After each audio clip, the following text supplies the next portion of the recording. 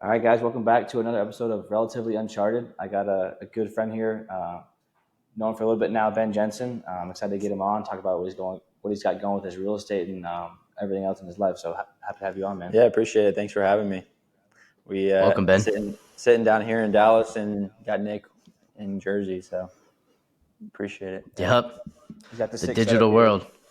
Yeah, he's at the six setup here in Dallas, so got to come out to his place for the day and record. Should be a good one. Yeah, dude, I'm jealous. You guys get to do it in person. You get the sick background. I got my I got my classic photo in the background. That's about it. But We need a better design setup. I mean, the window is pretty much all we got. We got a couch and a couple chairs in here. That's it. Lighting.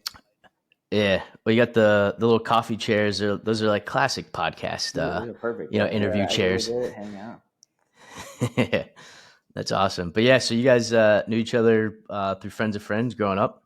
Yeah, so me and Ben, we didn't really know each other really at all. I think we knew of each other, Yeah. knew the name, and I probably met a few times, but It was like I went to Flower Mound High. He went to Marcus.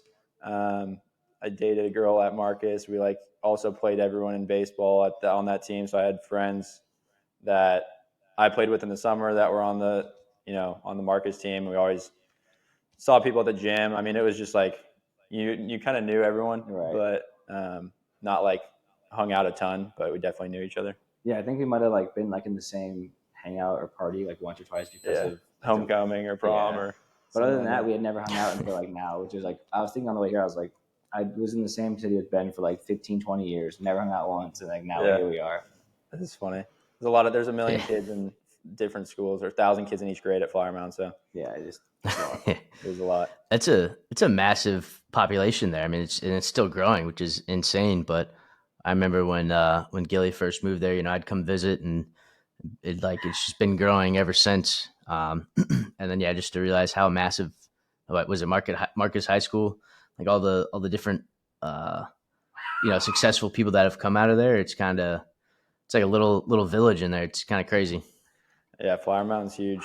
It's probably smaller though now than Frisco and all those other places that are booming. But yeah, that's honestly true. But Frisco has 12 high schools or something like that. That's kind of what I was thinking. Yeah, we only have 2 high schools. I'm like, we also have Louisville, which is right there too. Which I get it's not, but it's right there. They have 12,000 or 1,200 kids a grade.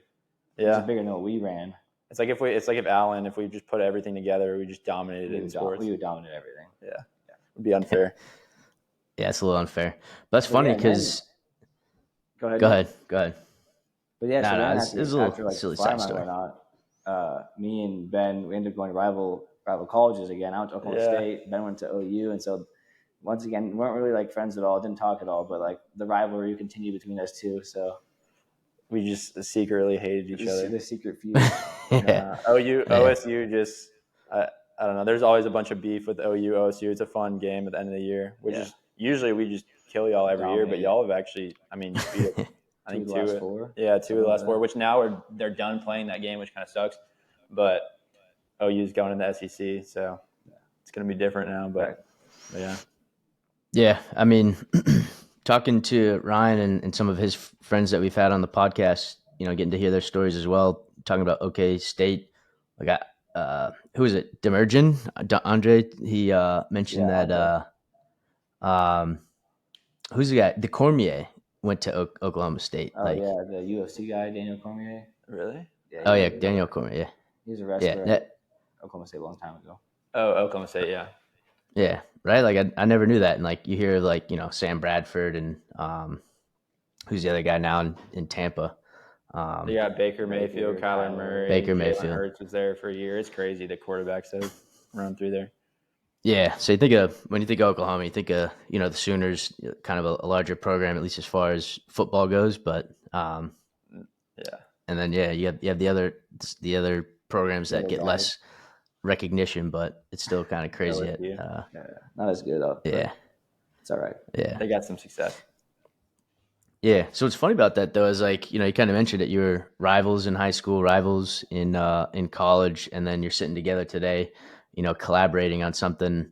It's kind of cool how, there's a period of life. I mean, even, say your favorite professional teams go up against each other, like, and you're watching the Super Bowl and it's your teams are going up against each other. Like in that moment, you'll be rivals or whatever. But like, it's sort of like when you grow up, just like, yeah, let's sit down together. Let's chat. Let's have a beer. Let's do some deals. Let's figure something out. Which is kind of cool to see, how life starts to evolve and grow from there. It is cool. Yeah, I got a DM I think from y'all, and I was like, I don't know what's wrong with my Instagram, but I like missed it. Like if I don't follow the account for some reason, it goes into like hidden. Right, the requested one. Yeah, and then I like saw you messaging me. I was like, oh, like I'm sorry I missed that. But yeah, this is cool what y'all are doing. So I'm excited to hear it. I haven't been able to listen to a ton of the podcast, but I saw y'all brought on a lot of cool people. So yeah, appreciate that. I mean, obviously we're excited to have you. I've mentioned to Ryan and other folks, who know me, know that I like real estate. I've tried doing a few different types of, types of deals, different types of structures and all that. But we had another guest on before who I did work with in the past. He's wholesaling right now, but which I understand is kind of what your target is for the moment. But I'd like to hear more on that, obviously, and what you have planned for the future. But definitely we'll dig into that because I'm excited to hear about it. Yep. Doing a lot of different stuff in real estate, but we can dive into it. Yeah. I guess we can start with that because, I mean, we kind of got the background of each other and we know how we really connected. So you went to OU. Was there a plan when you went to OU to get a different degree, or was real estate always the idea?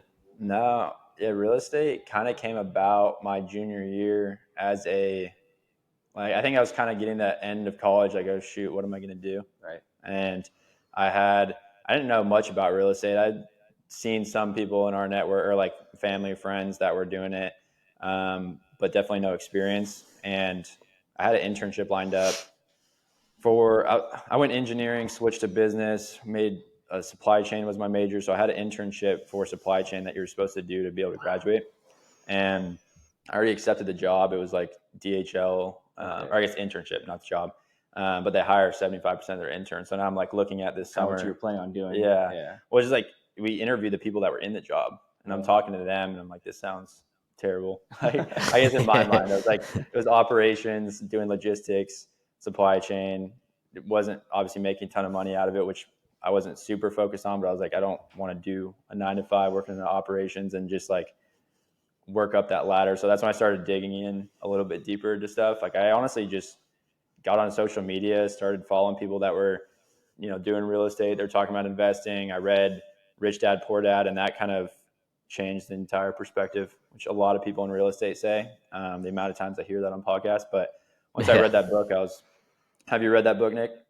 Oh yeah, it's where you start. It's where your mind, your understanding just explodes from there.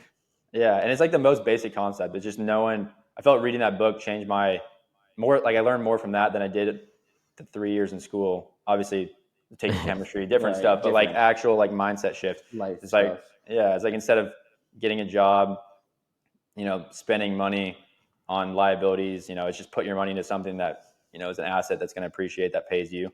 So I was like, oh crap, like if I can just get get a rental property, I was like, oh, I'll get so many of these every year and I won't have to work and whatever. But, I ended up following a guy that was posting about, I thought he was just a real estate investor, honestly. He had like 100,000 followers on TikTok, and he was posting about commission-based sales, and it was pretty cheesy. One of those things where like, hey, come make 20 grand in the summer. I think it was alarm systems he was talking about, so smart home stuff. Okay. And I just reached out to him because he's like looking for young hustlers. It was probably 2 months until the summer started. So I was planning to go to DFW to work the supply chain job, but I hit him up and he actually called me. I was like, oh shoot. And so had a phone call with him. He basically sold me on the whole thing. He's like, hey, come go door to door. Average guy makes 20 grand in a summer. And I told him how I was following him for real estate. I want to get into real estate. So he was obviously selling me on that. He's like, hey, like this is a start. Yeah, this is how I got into it. And it was super small world after that. Basically called my dad, he's in sales. He does sales for a winery. He's more corporate, but he was like, yeah, I think my brother's friends did door to door. He didn't remember the company. He's like, you should call him. So I completely forgot because they're 2 years older. I called them. I was like, hey, didn't y'all go door to door? Like, what company was it? They're like, Vivint. I was like, it's the same company. Oh, wow. So it's super small world. So that made me way more comfortable. I was like, okay, well, started asking them questions. Was it worth it? Like, how hard was it? All this stuff. Did you make the 20 grand? Yeah, exactly. Like, what'd you make? And they were kind of asking. They're like, yeah, like we were pretty, like we did well. It was one of the hardest things we did. He ended up making like literally like 20, 21 grand in the summer, both of them. And they were in Montana.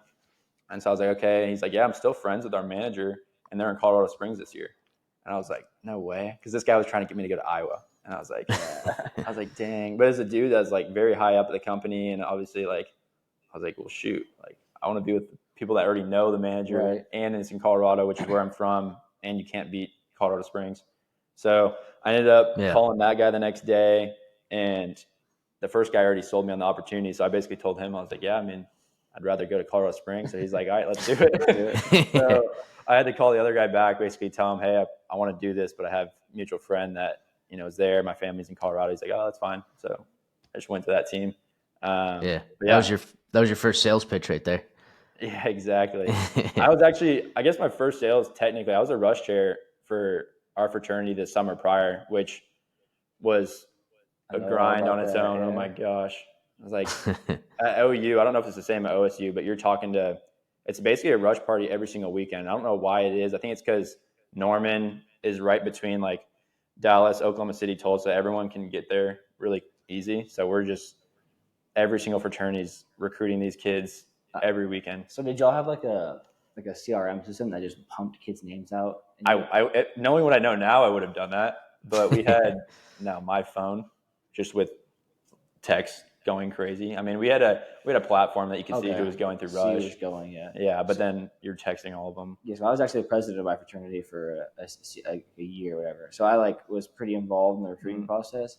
But my rush chair, I remember just like talking to him about the whole process when it goes down, and I was like, dude, like I'm involved, but like I'm so glad I'm not the rush chair, because he would get the list of names from the platform, and then he'd pump it into a CRM system and like send out mass texts. Really? So you're talking like 500 to 1,000 texts, I don't know, every 2-3 days, because there's so many kids. I can't believe no one showed me that. Like, knowing what I know now, I send that out to all these real estate leads all the time. Yeah. And I'm like, my phone was, and I had a rush team that the younger guys that were more there for the experience, but they weren't organizing anything. No, they were the guys that once you got the kid to come to an event, they were there to like talk to them and tell them why the fraternity is a good time. Yeah, I just remember like every day the system that my rush chair would get the names from would like upload 200 more names, and he'd pump out more texts, and I was like, dude, that's insane. Like just nonstop, and you're fighting. I don't know how many fraternities are OU. It's like, I mean, there's probably 13 or 14. I'd say there's like 5 that we like predominantly competed with that you would like, because the thing is, I didn't want to text 500 kids, because a lot of them were referred like, okay, we knew this kid was probably going to fit in. Like I didn't want to text majority of the kids, but it was still just insane. Were you, what fraternity were you in? Were you with Matt Dawson? Yeah. Okay. And like, was Francis in that? Yep. Francis was my roommate. Evan, Zane. That was like a whole like Fireman fraternity. There was like 4 in each pledge. Like we had 4 from mine. My brother was, that's why, I was there, but it was a good group. It was fun. I actually stayed at the Lambda Guy house for like a weekend. Really? A Bedlam weekend, when we the year before we beat y'all. The one where y'all like stomped us at y'all's place. I came down for the weekend. It was like Thanksgiving. It was the weekend before Thanksgiving, so I came down. Was just gonna catch the OU game and go home. And so I actually stayed there, and like Sean Harrell was like, yep, I rushed him. Yeah, so I was like friends with him in high school, sort of like, because he was a grade below me, but he played baseball. Mm-hmm. There's a couple of kids that went to Marcus that I knew, like wasn't Boomer. Yeah, Boomer. So I rushed Boomer, Sean. I mean, I was a rush chair for the class below him, but I was like on the rush team for theirs. So yeah, I rushed Sean, Boomer. Trying to think if there's another Marcus kid in that class. I'm gonna go blank. I feel like there is. Sean was like the main one, and then Boomer came in the spring, but. If someone hears that, I mess that up if I left them out. But small world, though. Yeah. I was in the house just hanging out. That house was a dump too. If you've been in there, oh my god, I'm sorry. Can't be worse than ours. But yeah, no, that's funny. The grind for recruitment, fraternity is that's a whole sales job in its own. Yeah, so I guess that kind of went off the rails there. But yeah, I did that first the summer before, which was a lot of fun. But I kind of liked being in control of it. But it was stressful at the end. I never expected it to be that like. I don't know. It's a whole sales job. But anyways, the following summer, I'm like, hey, I want to go to Colorado Springs, do this sales gig. already told the other people a month prior I was going to do this, operations job. DHL one. Yeah, and it was like 18, 20 an hour maybe. And it was funny, they just increased the pay from like 18 to 20, and like they resent me the contract. I was like, yeah, actually I'm not gonna go do this. Yeah. And they're like, oh crap, okay. So they do like long story short, like the summer starts when people are typically, I think, in April, but most of the guys are in college or school, so they're going right when they finish school. But it was that COVID year, so I was all online, like every single class. So I went on a blitz, which is what they just call it, to come train. They're like, hey, come with us for 5 days. We're gonna go to some random place in Texas, learn how to sell. They want you to shadow someone and hopefully get a deal, because they know if someone gets a deal, they'll just have them locked in for the summer, pretty much, because it's a hard they'll thing. Want to stick around. They're like, yeah, I'm making some money. I'm definitely not leaving this. Exactly. They're like, if we can see some money in his pocket, the chances of a kid staying is way more, likely, versus a lot of people quit after a week because you're knocking doors for you're knocking doors for 8 hours a day, and it's just like, it's not easy. So I did that. Ended up, I was just like so locked in. This guy sold me on the opportunity, and my whole reason, I did well, was like, I was like, okay, if I can get 20, 30 grand, I'll make a down payment on a house in Oklahoma that's 5% on a primary residence. So I had this whole vision of like, I'm just going to get my first, rental property. I'll house hack it, lease it out to my friends. And I think real estate in Oklahoma it's anywhere from at that time, like 150 to 250. So pretty cheap. But I went out on that first blitz, studied it a bunch, ended up making 5 sales in 3 days, which was like kind of unheard of. And just went out really experienced, like studying it all. Watched some guys get sales, so I just copied what they did. And after three days of selling, made 5 deals. I was like, oh shoot, if I can do this for 3.5, 4 months long, I'm gonna make like 75, 80 grand. And so I just asked the guy, I was like, how soon can I get out there? I'm all online for school. And he's like, you can come April 10th, I think it was. So I just went to Colorado Springs, like dipped, didn't go to formal anything. Like I was just like locked in. Yeah, locked in. And so I went out there in Colorado Springs, and it was snowing. It was so bad. Like no kids were there yet. I think there was one guy with me and the manager, and I just got like shit on for like. This is when you were selling solar, right? No, this is alarm system. This is before solar. Yeah. Okay. So this is my junior year going into senior year. So the summer after my junior year. Okay. And so I ended up in Colorado Springs, and I only got recruited by this guy on social media. So I didn't know anyone. I just heard that my old friends knew the manager. So I connected with him, went out to Colorado Springs, and it was, we had a whole team of guys they're all from Texas Tech. Most people that are getting into this door-to-door or whatever, they were recruited by someone from their college, right? Or some friend. So like I was kind of the lone man out that was recruited from someone on TikTok, which everyone thought was hilarious. And all those guys that were on our team were from Texas Tech. They ended up coming out in, early May, but I was there April 15th. So I was sitting there with the manager, thinking I was a beast because I sold 5 deals, and I showed up and it was like freezing cold still in Colorado, snowing. Didn't make Not any prepared sales for that at all. Yeah, barely made any sales for the first week and a half, and then other kids started showing up, and it was really competitive. We finally got, the weather started getting better, but ended up making a ton of good friends. We had a very good team. It was like all dudes that were in fraternities at Texas Tech, some of my best friends now, and very competitive. Ended up finishing like the top team in the region.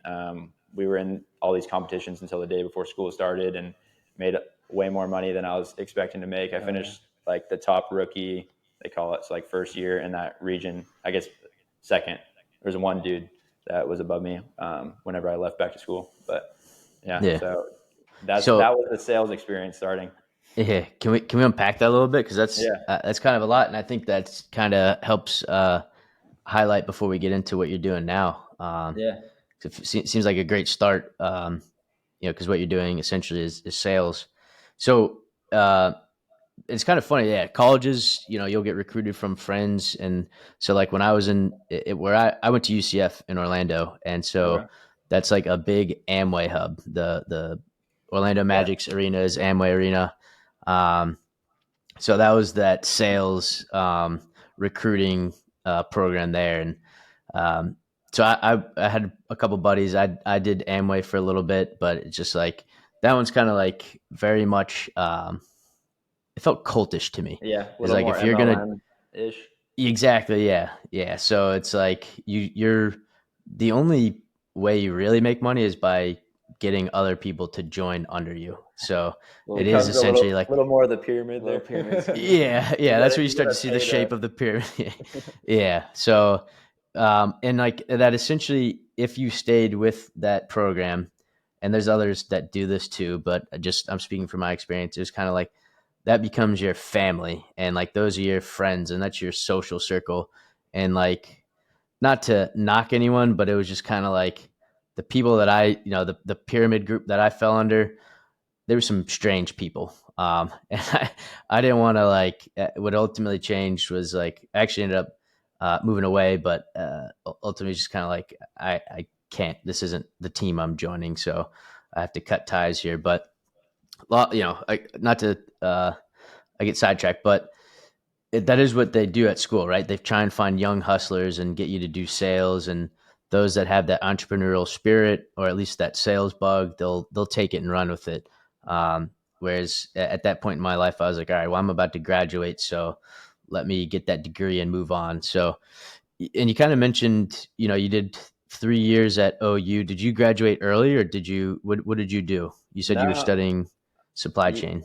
Yeah, so I switched from engineering to supply chain, and then as I found this, because I thought I had to do the supply chain to graduate there. So like, right when I found the sales gig, and I was like pretty set on doing it, I called my advisor and I was like, hey, I'm actually going to go do this marketing internship. I didn't really tell him exactly what it was, and I was like, do I need to change my major? How can this work so I can still graduate on time? And she's like, oh, it's fine. Just switch your major to marketing. We'll make supply chain your minor, and you won't have to add any hours. So I just immediately did that, and then went out for the summer. Came back, the day before school started senior year. So I only had 12 hours a semester left that senior year when I came back, and just finished. I mean, I didn't do almost any school senior year. I was just recruiting now for Vivint, which was the security company I sold for, because I ended up making almost six figures in that summer selling for Vivint. So I was like, I can't make this with any other job. I'm just going to recruit. So I was kind of pushed into now the management, where it's not recruiting. You're not getting paid to recruit, but if you can build a team and train and do all that, that's how you get into a management role, and eventually, obviously, make more money on that. So that's what I tried to do when I came back senior year. Yeah. All right. So you got your degree, and you mentioned too that some of your classes were online at that point because it was COVID. What year was that? Like what? Like timeline wise, when you did your first summer there? Um, That was 20. Is it summer like 2021? So I think when I came back senior year, it was 2022 because I graduated in 2022. So whatever that Okay. time frame was, I guess I got back. It was the end of 2021, turned 2022, and then I graduated in May. May, yeah. Yeah. Got it. So, Yeah. yeah, So beginning of summer 21. Right. Yeah. your first door to door sales was 2021, which is kind of just coming out of the throes of the pandemic. Yep. Yeah. So that it was pretty much at a time where everyone's kind of done with it. Like there was a couple people when we were selling that were like, "Oh, we don't have a mask on." Yeah. But that was like Yeah. you're also in. I was in Colorado Springs, luckily, which is it's a military town, pretty conservative. There's Yeah. the Air Force base. There's two other Army bases, so it was a really good. We got lucky with that area, but yeah, COVID was kind of ending. Wasn't a big deal. Yeah. So I guess my question from that was, did it really? Do you think impacted your sales negatively or positively? Um, I think it probably helped in a sense that more people were working from home. You're going door to door, and it wasn't unusual for people To be there. yeah, to be home. Like you get obviously people on the phone calls, and you had a lot of doors slammed in your face, but naturally you get a lot more opportunities if more people are home. So A higher rate of when you knock, the door actually gets answered. right, yeah, because a lot of people when you're knocking door to door, you're not just going every single door. You could, but you're trying to prospect. Okay, there's two cars. These people actually look home. You talk with a wife. Husband might get back at 5, so you're going back there. So it's a lot of like you're working a whole neighborhood. See, I was gonna ask you, like, do you just go freaking like door to door to door, or is it kind of like a lead, or no? You answered that. Yeah, so the companies all have their own canvassing apps. It's crazy. I mean, you have an area tied around to you, so you know exactly the streets that you're on. Yeah. Every house says who the homeowner is. any notes from people at the company from the last 10 years. Like this person has Vivint, this person didn't want it because of this, or this person had a break in. Like every note that you could think of is on there. So it's how you just keep track of what's going on. And then when you knock, you're able to kind of like use that to like, so when you make the sale, kind of like strategize how you're going to approach the sale. Yeah, you can use it for sure. Like when you're talking to someone, like, hey, it looks like you guys, we stopped by here last year. We were just swinging back. Like you can kind of leverage the notes there for conversation. But you're definitely going almost door to door. Yeah. You just got to you want to figure out how to like maximize your time. And when it was alarms, you could pretty much sell anyone.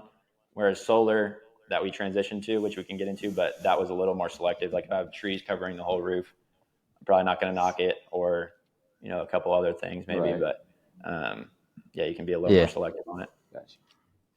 Yeah. So I didn't even think about that. Like, if it's COVID, we're kind of in a new era where a lot of people are working from home. So the percentage of someone being home has just skyrocketed from what door-to-door sales was previously. So, and you said it before, it's like we talk about it on everything. It's a numbers game. Like I remember when Tinder came out, it's like it's purely a numbers game. Just swipe and match, and then that's how you get dates, right? So it's the same thing on sales. Is the more people you can get face to face with, and have the conversation of trying pitch your product or service, then your numbers go up. But you mentioned something too that reminds me of like some of the training that I've seen on online and social media. You said it when you go to their house, you see they have two cars, or you spoke with, we're in I don't want to get canceled here. We're in a new age where, women are empowered to do a lot of things, but you talk to the wife. And I guess the spin to that is, you have the conversation with that person, whoever the first one that answers the door. And your follow-up question is like, when you're trying to make that close is, are you the person who makes the decisions in the house, or can, we schedule another meeting with that person? And that's ultimately what you want to get to. Is that what you were kind of alluding to there?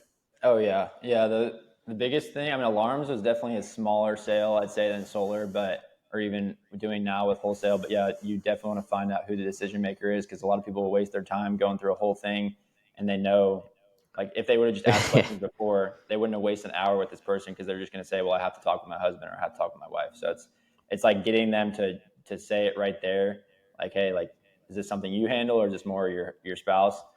And then sometimes they'll just dish it off, and you can tell they're just like BSing. But a lot of times they're like, oh no, like I wouldn't make a decision without them. Like, okay, well, when are you both here? You just want to make sure they're both there. Yeah. And that's huge, especially when it comes to closing deals on home properties, because you need who's on the title in order to essentially assign that contract, or take the assignment from the owner. Absolutely. So definitely want to dive in on that later when we talk about what you're doing now with wholesaling. And you said it too, when you were rush chair, you wish you had a CRM. Can you explain to the listeners what a CRM and how that's helped you for your door-to-door sales as far as prospecting? Yeah, which is funny, because CRMs probably could be better utilized than door-to-door. Door-to-door people are just like one thing, go knock doors, sell, and don't really know how to follow up that well. I mean, minor, right? You have it in your little canvassing app, so you can set callbacks or appointments. But yeah, CRM just means customer relationship management system. So like, tracking all the leads that you have, being able to follow up with them. Like in real estate, we send text campaigns. So if I talk to someone and I know, I'm going to forget, like we talk to so many different people, I'll set them on a drip campaign where it can text them every 5 days on like a sequence that we tell it. You can, do everything through it, text it, call it, leave notes, tasks, all those different things that you need to actually follow up with a pipeline of customers. And when I was doing Rush Year, that was not a thing. It was my Google Sheets maybe with some people, and a lot of texting. Yeah, but you have to manage yourself, and that just kind of is a brain drain and energy drain. And if you can have a system that just like you click one box and it feeds it to the next pipeline, it's like, all right, drip campaign 5 days later. Person who makes decisions is not home until they're traveling for the week. So follow up on Monday or follow up 30 days from now. We've harassed them enough. Or they'll give you certain messages that tell you how this campaign should follow from there, and Exactly. It's a time saver for you, or time and energy saver, really. That's all. So I don't want to let's tease it a little bit, I guess. But what texting platform and CRM platform do you use for your wholesaling? Yeah, it's all a white label of Go High Level. So I slowly learned this over the past year, but a lot of people just do they literally just white label Go High Level as a service for a CRM. So ours is called Main Street REI, or Button Leads is my friend that just got his set up that he helps us a lot with. But yeah, Go High Level is a service that all these different companies, they'll put a name on it, and you can do texting, calling, import lists, and do all that. Got it. Yeah, not yeah. I want to dive in on that later because I know that there's a lot of regulations with the TCR coming down, and curious how they're pivoting to make that work. But I was using Launch Control for text campaign, and essentially overnight it shut down, and then it took like maybe a week or two for them to get back on, and then the messages that they were sending out was almost like even more creepy and manipulative than Yeah. what the How's the TCR weather? regulations. And Yeah, yeah. It's like I'm almost like it sounds like we're stalking you, like in yeah. a very weird way. But yeah, I just wanted to understand that, I guess, and maybe we'll dive back in. We'll follow chronologically here. But so you mentioned too that you went from door to door security system sales, and it sounds like you did some solar sales as well. Yep. Yeah. So solar was the big new thing. I guess it's been going on for many years as well, but Vivint had it where we were selling security systems. We were just setting an appointment, and then a solar guy would come close it. And if that deal closed, we would make more on the that solar appointment than we would on an alarm sale. Granted, we weren't, we were doing a lot more alarm sales because that's what we were focused on. But we were obviously, you put a bunch of good salesmen in a room together that are crushing it, and you see this guy just taking appointments for solar making. We're like, well, what is he making? So Yeah. they didn't do the greatest job of that. There are guys killing it in alarms that can do now with solar for Vivint that do pretty well. They didn't have it dialed in that well for Colorado because there's more to it. You got to get permits for solar. It's a longer process to get it all installed, and you don't get paid until it's installed. So we didn't really ask questions. We just kind of did it, and we're like, cool. If it closed, we'll get paid, $2,000 or whatever it was. But once we finished alarms, we're building up this whole team. Everyone always heard solar in the back, but they just said, oh, it's not worth it because of this and that. It takes too long. There's too many cancels, all this stuff that they try and kept us in it, which, you know, everyone does their own thing. It's up to what they want to do. But we ended up hearing out a solar team right towards the end of the following year. So we already built up a lot of recruits. I had like 12 guys from my fraternity that were going to come out and sell for Vivint. And then we heard out the solar company with my manager and some of the top guys on our team. And we just said, hey, if this works, like we're either all doing it or we're all staying at Vivint. So once we had the conversation, we're like, okay, well, why wouldn't we just go sell like something that we can make more on? We're doing the same job. Like, let's just bet on ourselves and do the same thing we did last year, selling solar. We get to stay in Dallas. We don't have to travel for, some random place for 4 months. And most of us were from Texas. So we ended up pulling the trigger and last minute flipped from selling security systems to, we graduated or I did, and stayed in Dallas and got to sell for this other company selling solar. So that's what we ended up doing. It was hard, but we transitioned, and that's what I did that whole, I guess, year after I graduated. You're going door to door selling solar. Yeah. So yeah, it was a little bit different process with solar because it's a much higher commission, but obviously a longer process. So they had a setter closer model. So all the guys that I was going to bring out to sell alarms, I was like, hey, I don't even have to teach you how to sell an entire process, get in the door, close on an alarm deal, where that was pretty hard for a lot of guys to learn that whole process. I was like, hey, just say this, set an appointment, we'll come in, that day or the next day, and we'll close it, and we'll split the commission with you. And so I turned my entire recruits into setters. So I was you like took your whole team from Vivint that summer, and they kind of just like left dry. Dude, it was bad. I mean, it was kind of crazy. Like obviously for us, I'm glad we did it the way we did because obviously that's how I'm here now. But there's a dude's killing it at Vivint, and we were the top team in the region, and we had me who recruited 12, 5 other top guys at Texas Tech that each had like 10 dudes. So I mean, it was like a team of like 60 dudes in their top team, and then like that we left to a solar company, which we all felt bad about.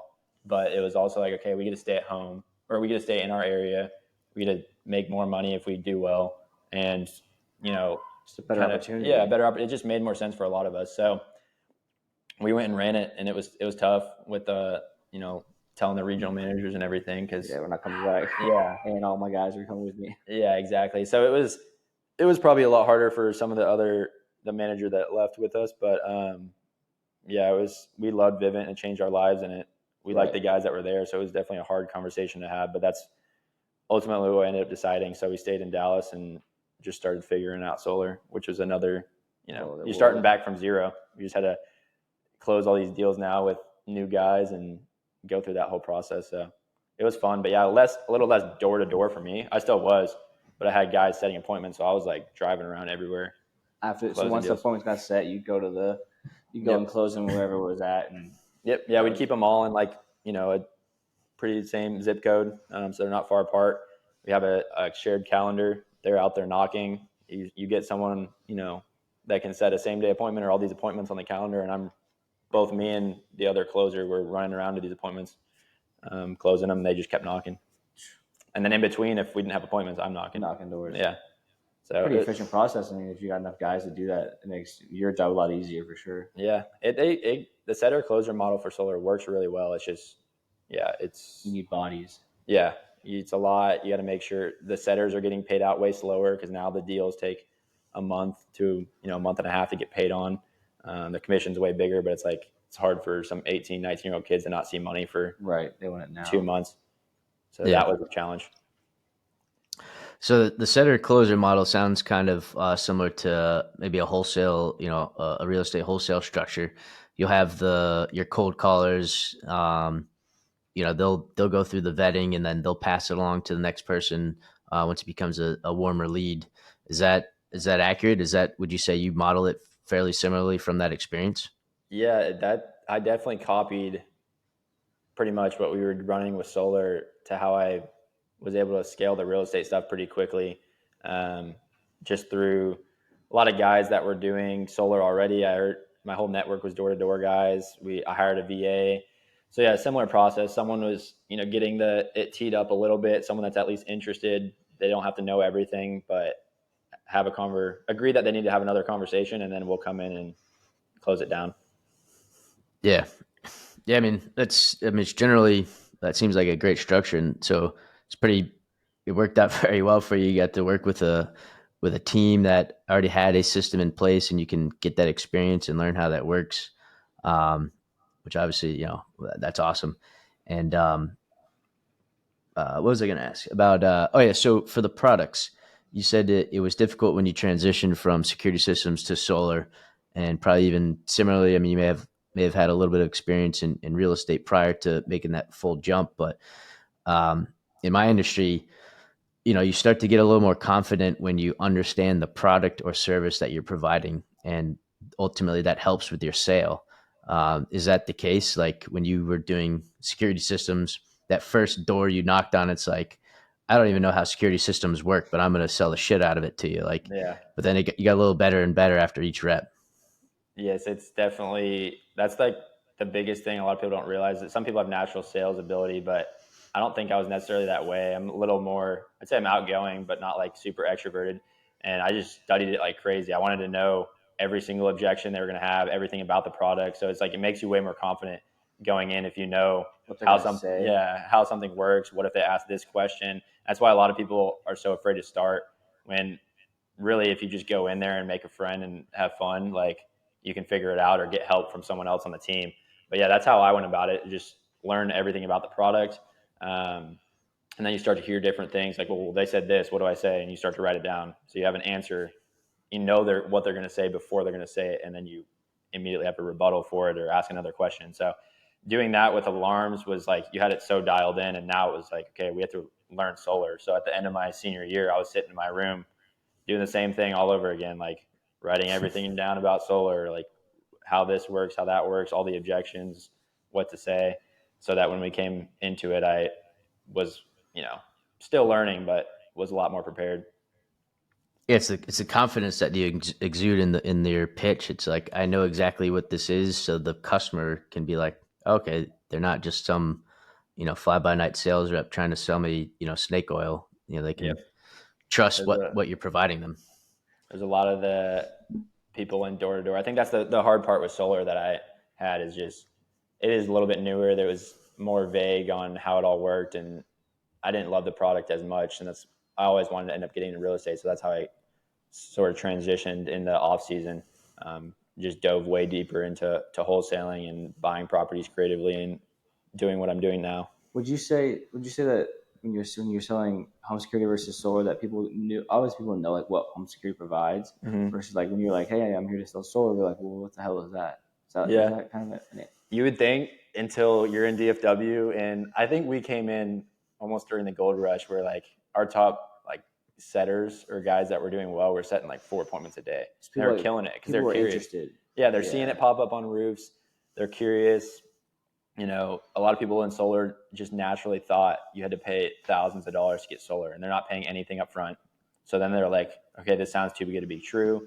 So it's like if you tailor your pitch well and you're educating people, and it's like, okay, a ton of people wanted to hear it out. So we were rolling through it that first summer. But then a lot of salesmen also didn't really design the systems right, or they're selling it at, jacking up the commissions and all this different stuff that gave people a really bad experience. So as you had to now overcome all of that after people started learning about solar. So there's, they're getting door knocked all the time. Yeah. Like you're the 10th guy at their door. It's crazy. So they definitely, if you're in Texas or Arizona or all these different states that have it now, they know. They've heard it a few times. Right. Whether or not they've heard someone out or whatever the case is, they at least know they know there's solar guys coming around. So. Yeah. Nice. I think that's probably a good time where we can jump into what it is you do now.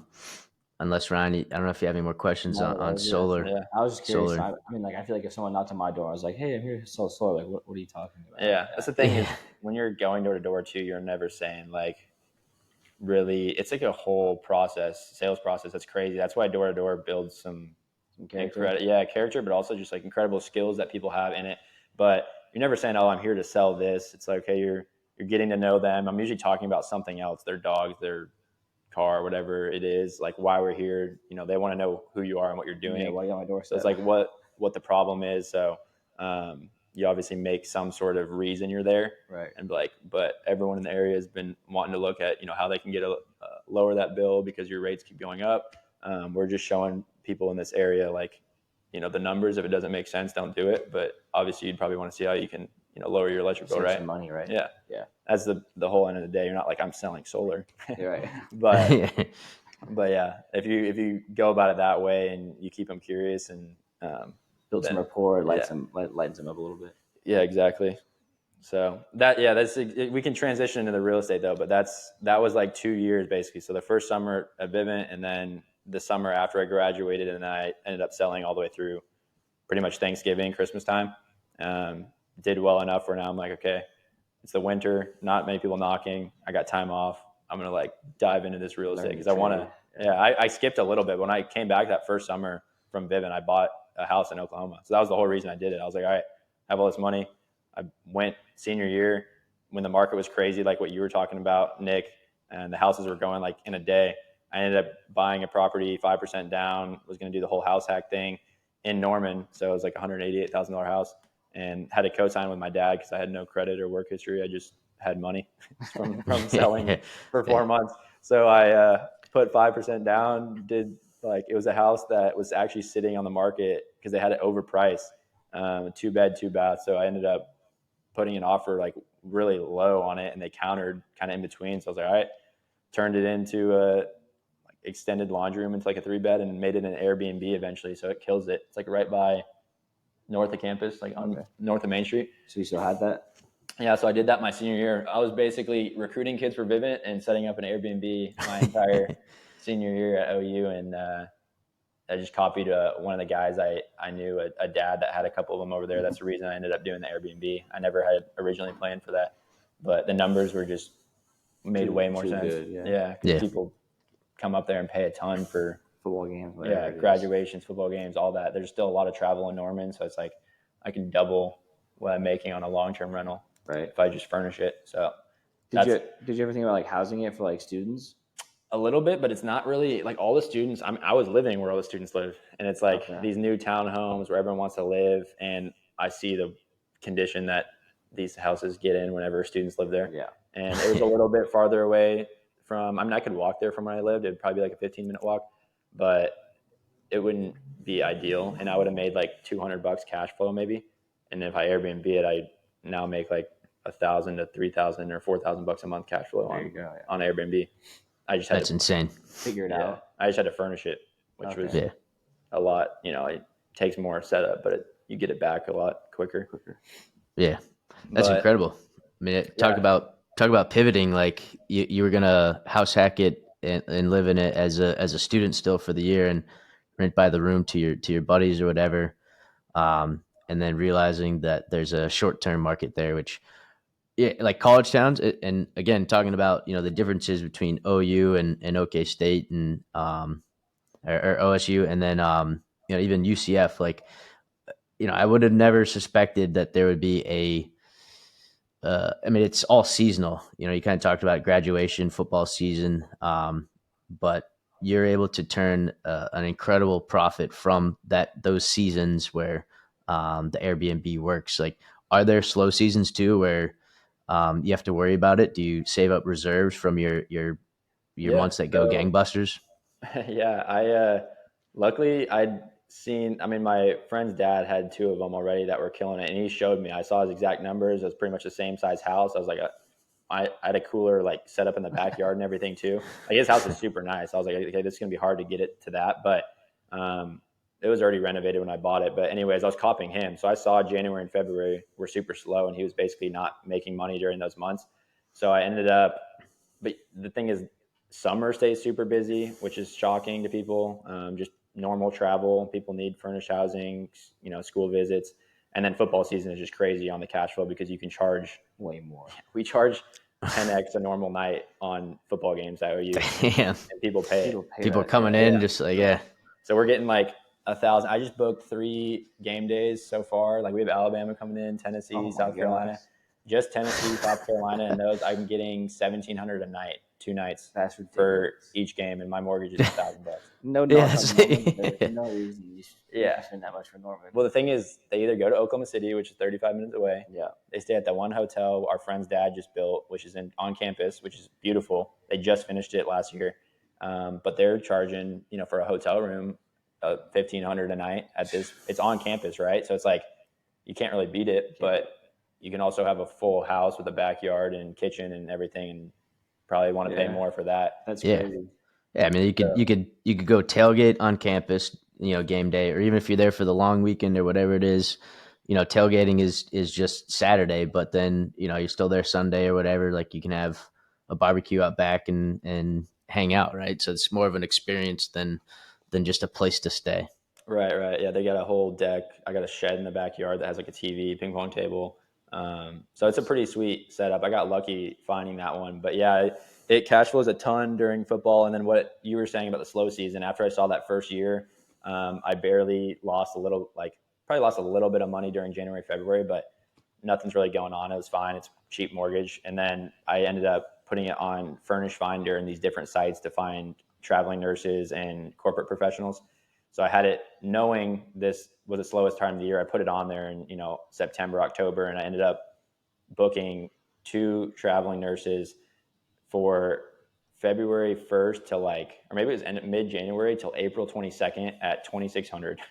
So I booked out the slowest part now for way more than what I usually get on Airbnb, and I don't have to do anything for the 3 months they're there. And then as they check out, I already have bookings on Airbnb.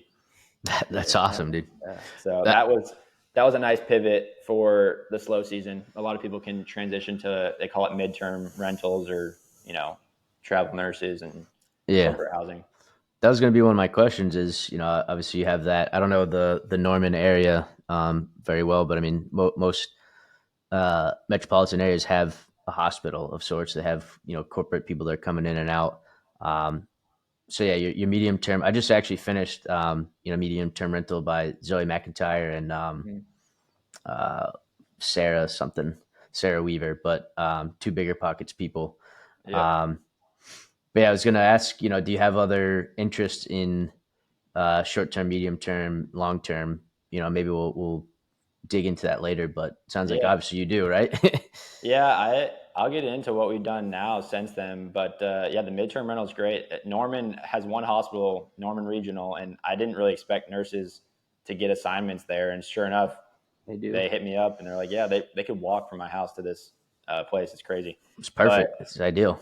yeah, Oklahoma City definitely has more hospitals, but found two girls that were coming in from Florida and booked it for 3 months. They got some assignment at Norman Regional, so pretty crazy.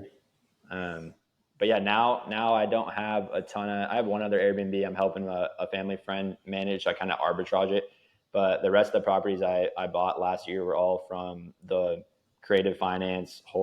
We were wholesaling, but we come across deals that are really good to hold on to, and those are the ones that we bought subject to or seller finance, which I don't know how familiar you guys are with that, but not having to get a bank. Yeah, not having to go get a loan from a bank. We're taking over existing payments on mortgages, and that's how I was able to buy all those properties this past year without a W-2 job or any sort of credit or anything like that. Yeah, that's what I wanted to say before, but your first property you had, like you're a kid, you mentioned you did pretty well, pulled in some cash. You can justify and show your bank statements, like, look at how much cash I have. I want to buy this property. Can I get a bank loan? They're like, no, you don't have any credit history. It's like, well, what's the deal here? Like, help me build credit history or something, Yeah. just because I don't have a credit card, shouldn't that be more important in your eyes? Like, I'm not in stupid, 30% debt, Yep. 30% interest rate debt. It's just kind of crazy. So like, yeah, the subject two is becoming very popular. The Pace Morby method. I don't know if that's who you learned it from, but I mean, everyone's talking about it these days. So, um, yeah, I mean, you talk a ton of different options that you can do. We already talked about the Airbnb, which is you can buy it outright or arbitrage it, like you mentioned. You get the medium term style versus the long term, and then the creative finance, which is seller finance subject to. Can you explain your creative finance structures, how you go about that? Yeah, it is mind blowing. I used to be on Bigger Pockets all the time. That's where I found Pace Morby. It was like after I'd bought that first property, I was doing solar and I just listened to those podcasts and I ran into him. I'm like, I knew people were scaling with real estate without having to get a loan every time. So that's when I ended up, right when I finished solar, I bought into his mentorship. So he kind of opened my eyes to all the subject to seller finance. And then while I was finishing solar, I started like realizing people were targeting pre-foreclosures and they were knocking on them. So ended up knocking houses in pre-foreclosure. I was like, I'm already out here knocking doors. Ran into a guy that was doing it when I was knocking doors. I found a note on his door. So picked his brain. He was in a network in Texas, and that's where I really like went full speed into this. But yeah, the subject to seller finance stuff, we're actively trying to wholesale, right? So I was knocking on pre-foreclosures and got a few really big wholesale deals that like I'd never seen a solar check that big. And I was like, okay, if I can just go find these deals, I'll replace my income with wholesaling. And naturally I'll come across properties that I can buy. Cause that's my goal is, okay, build, a portfolio of properties and build a long-term wealth. But yeah, so the ones that I purchased are just from trying to wholesale, but we get deals at low interest rates, lower money down, using other people's money or seller finance, and then I ended up acquiring a handful of them that I didn't end up wholesaling. So Yeah. I don't know if that answered the exact question, but yeah, I can go into some of the deals I have purchased and how that process works. But wholesale is just making commission, sell it off to someone that needs to fix and flip it or hold it as a rental. And then I acquired 5 or 6 since I've started this through subject to and seller finance. Yeah, I definitely want to do some, deal deep dives in the bigger pockets way. But um, yeah, you did. Yeah, you definitely hit on it. So we can dive into like how you would structure a subject to. Um, but I definitely want to start with your wholesaling process and how you got into that. Um, so and you mentioned it. You wanted to. You noticed that the paychecks were just fatter from what you could get from a property versus a solar system or a security system. And did door knocking, did that, you're seeing houses every day. You're seeing tens to hundreds of houses a day. Did that help you as far as your identifying properties in foreclosure as well? Did you use that to your advantage? Yeah, that's actually what I'm trying to build out right now for a community. It's a lot of door-to-door people want to be in real estate, similar to me, and they have no idea that they're coming across deals every day. They're just trying to sell, security or alarms or pest control. But yeah, I didn't really know what I knew what wholesaling was. I didn't know how to do it. You're pretty focused whenever you're on the doors to just sell. But no, once I joined Pace Morby's community, I saw people were knocking pre-foreclosures. So I was like, okay, this is weird. Like, I'm already knocking doors. Let me pull up a list and see where these are at. So I went on a site, figured out like foreclosure.com, I think it was, got like a free trial and went on there, and it was like houses all over the place. Like, I'm definitely knocked on a ton of foreclosures. I had no idea, or pre-foreclosures. And so I was like, okay, being now from the beginning on this, I was like, okay, if I set an appointment for someone, anyone would want to close these deals, and a bunch of people hit me up because I'm just in Pace's community saying I basically sell door to door for a living. And so that's when I realized that, okay, obviously there's something here. I'm just going to go learn a script to set an appointment. And that's when I ran into that guy in a network in Texas, and I could tell he was actually doing a lot of deals. I picked his brain. Super small world. He used to sell for Vivint when he was my age, and it was crazy. Like one of those, like, yeah, it was like a God moment. I was like, there's no way I run in. The first door I ever knocked had a note on the door, and it said like, I'm in, I help stop foreclosures. So I was like, dang, like other people knock these. Yeah, Like, this is gonna be competitive. yeah. So which I was used to. I'm like, I'm knocking solar. I'm the 10th person at their door anyways. But I took a picture of it, called him just to see if he was actually doing deals, if he was legit. Turns out he's from Flower Mound. His kids went to high school. Like, his stepkids graduated with us. I had no idea who they were. Really? Yeah, you wouldn't know him either. But yeah, he used to sell for Vivint when he was my age. He's like 40. And he was talking about all the subject to, the wholesaling, the flipping he's doing. I was like, hey, can I just come shadow you? Like, I've 3 months basically during the off season, like until solar kind of starts picking back up. And he's like, yeah, let's go like in a few weeks. And so I shadow him, watch him almost get a deal. Like, I think he did end up flipping this house, knocking pre-foreclosures. And I was like, this is crazy. And he was showing me the numbers.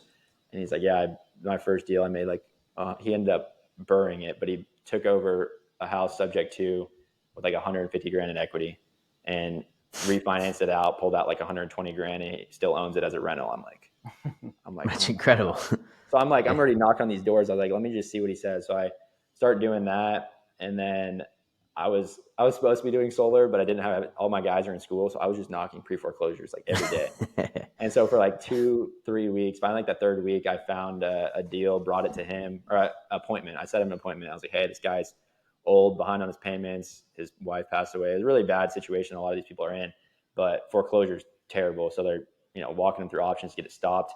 We go over there. House is a wreck.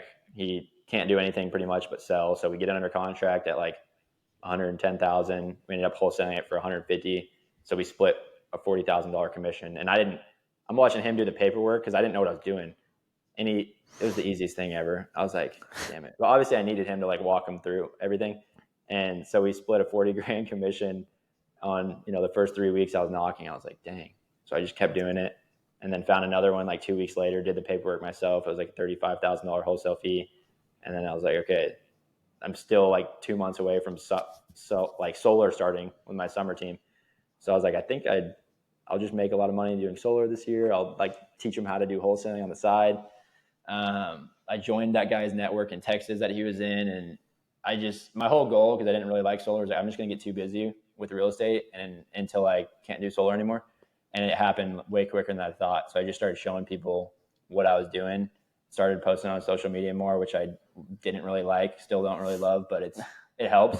And so all these people are reaching out, bringing me leads, and I was like answering real estate phone calls while I was supposed to be selling solar. And I just I told my other manager with me, I was like, dude, I can't do solar anymore. Like I'm too busy, and I just like this more.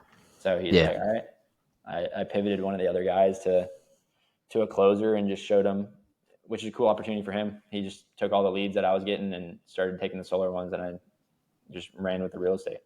Yeah. I mean, at least you didn't just leave cold turkey. You allowed them to transition, offload to the next guy. But that's one of the hard lessons to learn in life is like, I've heard David Green say it before, is like, know when to let go of a loser. Like, not saying, doing the solar was a loser, but for you, what you enjoyed, what you found to be rewarding and, and financially and, out of enjoyment, you had to make a decision. It's like, yeah, I'm done with solar. And real estate's where I want to be. And you made the decision and moved. And we definitely want to hear more about that. So maybe you kind of talked about a lot of things too that I like about wholesaling is essentially builds out this pipeline for you. You're creating a business that will feed you any type of exit strategy. So you can wholesale it, assign it to another flipper or someone else that's just looking to buy and hold or whatever. But also, if you find it juicy enough, you don't have the loan, the interest rates are crazy from a bank, so you get a seller to finance it at a better rate. Like right now, we're seeing people who have these homes that they purchased in during the crazy times of the pandemic, and they have 2%, 3% loans. And why wouldn't they, uh, you know, uh, loan it to you at a 5% rate when they'll still be making money off of it, and your other option is go to a bank and pay 8%. So like it's a win-win scenario. And then the other option, I guess, is foreclosures too. But we've talked about the good and the bad of that. We had Ryan's dad on the podcast, who actually worked for a mortgage lender, and he was in the foreclosure side. And it's like it's messy. You're creating scenarios for people that to where it doesn't have to be messy. So like you can offload something from someone and let them walk away clean rather than having more hurt. Yep. Yeah. Foreclosure is like a 7-10 year nightmare. Basically what we're telling people is like, it's going to be on your credit for 7 to 10 years, hard to live anywhere else or get a loan or, even rent. And a lot of people don't realize that they're in a tough spot, and, they're not going to get much out of it if they get foreclosed on, and they're going to get kicked out of their house. So why not get some money out of it or, help your credit? So it's hard though, because a lot of them just think you're trying to scam them, and there probably are people that don't really do very well by them. But yeah, like what you were saying, you're the first person in front of every deal. So it's like, I find the best deals to buy because, I'm the one structuring it all with the seller and figuring out what they need. So that's how we ended up buying. I have 2 rentals in Houston, 1 in DFW, and then a 4-plex in College Station. And then we just got 1 in Odessa. I've never even seen any of these houses. We just are in a network of people that are all across Texas. So I get a good deal under contract, and almost all of those are 3% interest rate, except for the one in Odessa is like 4.5. So still half of what we're getting now almost. But yeah, we just, network with someone, the contractor over there, if we need to run someone over there, or partner with someone that's in that area, and can pretty much get everything done. It's crazy. I don't have to be local. Yeah. And so you found all those different employees of sorts through your network, through your Pace Morby network? No, I actually ended up joining. Well, Pace Morby is a handful of them. He's nationwide. And then I ended up buying into that group. The guy that I met knocking doors was in a different network in Texas. So it's only Texas investors. I invested a lot into myself to fast track this. I used pretty much the money I made from solar. I'm like, which was necessary. Like, you don't have to do that, but it definitely fast tracked it. So I brought my brother into it with me, and he kind of split the cost. We went in together, which you could go to meetups on your own and learn this stuff, or I could have shadowed him, but we just wanted to have all the resources. So we invested a lot into ourselves to learn this stuff, and that was the Texas group where I met a guy named Grant that was, knocking foreclosures and doing those deals that really showed us how to do this. Yeah. So not Grant Cardone, a different Grant. No, that would be sweet though. Yeah. Yeah. I did meet a guy. I was in his group for a bit who worked for Grant Cardone, and he actually I saw on his social media, he just closed like a 100-unit property of sorts. But his name's Gabe Bowling, but he does the syndication type deals that Grant does. But yeah, it's kind of crazy. You just meet people that are doing things similar, and they had a mentor, and they've learned, and you can just shadow from them and see a deal that they're doing. It's kind of insane. If you just have the means to be able to invest in yourself, you can be tapped into a network that just opens up so many doors. Yep, that's the biggest value. I think obviously not super smart for a lot of people to probably do that. I think I was in a position to, and just wanted to bet on myself away because it's all I've done with Vivint or with solar. But yeah, it's if you're actually in front of people doing it or around them, it makes it a ton easier. You can't really do it by yourself. So all those people in those areas that are helping me out, they're not even employees. It's just other people that, I guess you could say that contractor or someone that they know someone that's a cleaner over there or someone that needs to fix this or a property manager. And then you just get in touch with them and you can, pretty much do everything through that. Yeah, that was a question I had. Is like, who's in this network when you join it? Is it a bunch of people like you, or is it? Yeah, a lot of other investors all across, like Houston, San Antonio, Odessa. Like I literally go in there. It's the one in Texas has like 4,000 members. So I mean, I say, hey, I got this deal under contract in Odessa. Who's a local realtor over there? Who knows one that can run by this property, get pictures for me, or like run a comparable on it? And within 30 minutes, I'll have someone comment on the Facebook like, here you go, this guy. Okay. Got in touch with them. He got me contractors, got the property cleaned out. We got it, painted. That one in Odessa was really cool. I could break down, but we have it under contract now to sell owner finance at an 8.75% interest rate.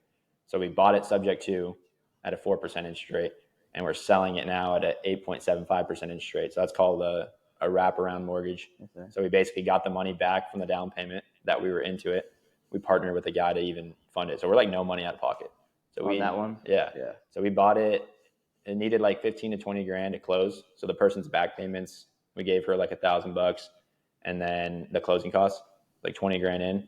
And then, the house is worth probably 160,000 if it was just cleaned up a little bit.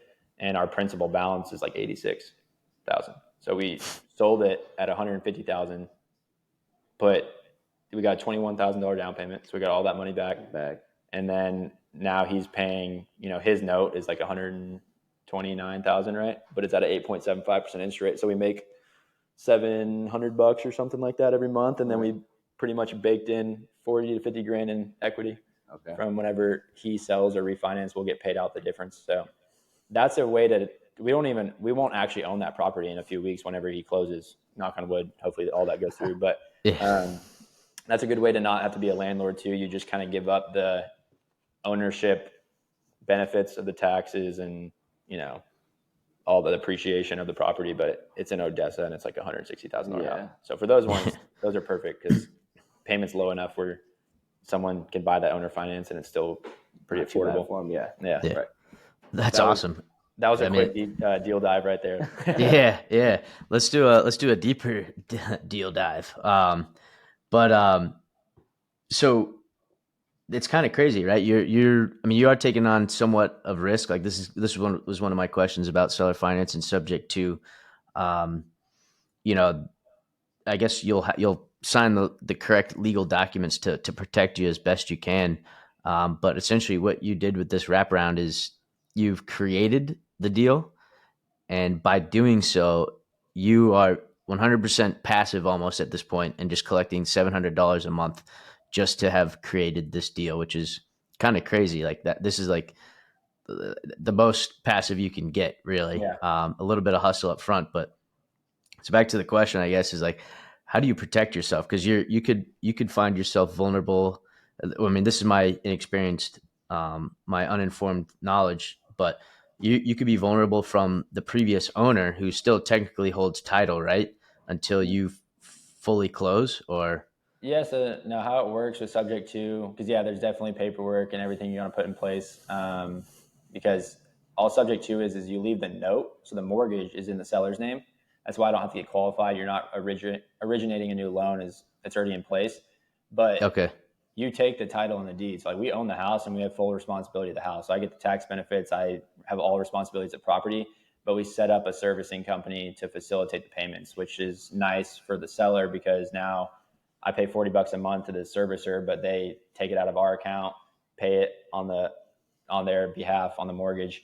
And so, yeah, you transfer title. It's a promissory note that's created. So technically, if we don't pay, that seller obviously has some risk there because it can affect their credit, but they're in foreclosure, their credit's already bad. So it really improved it once we made it current.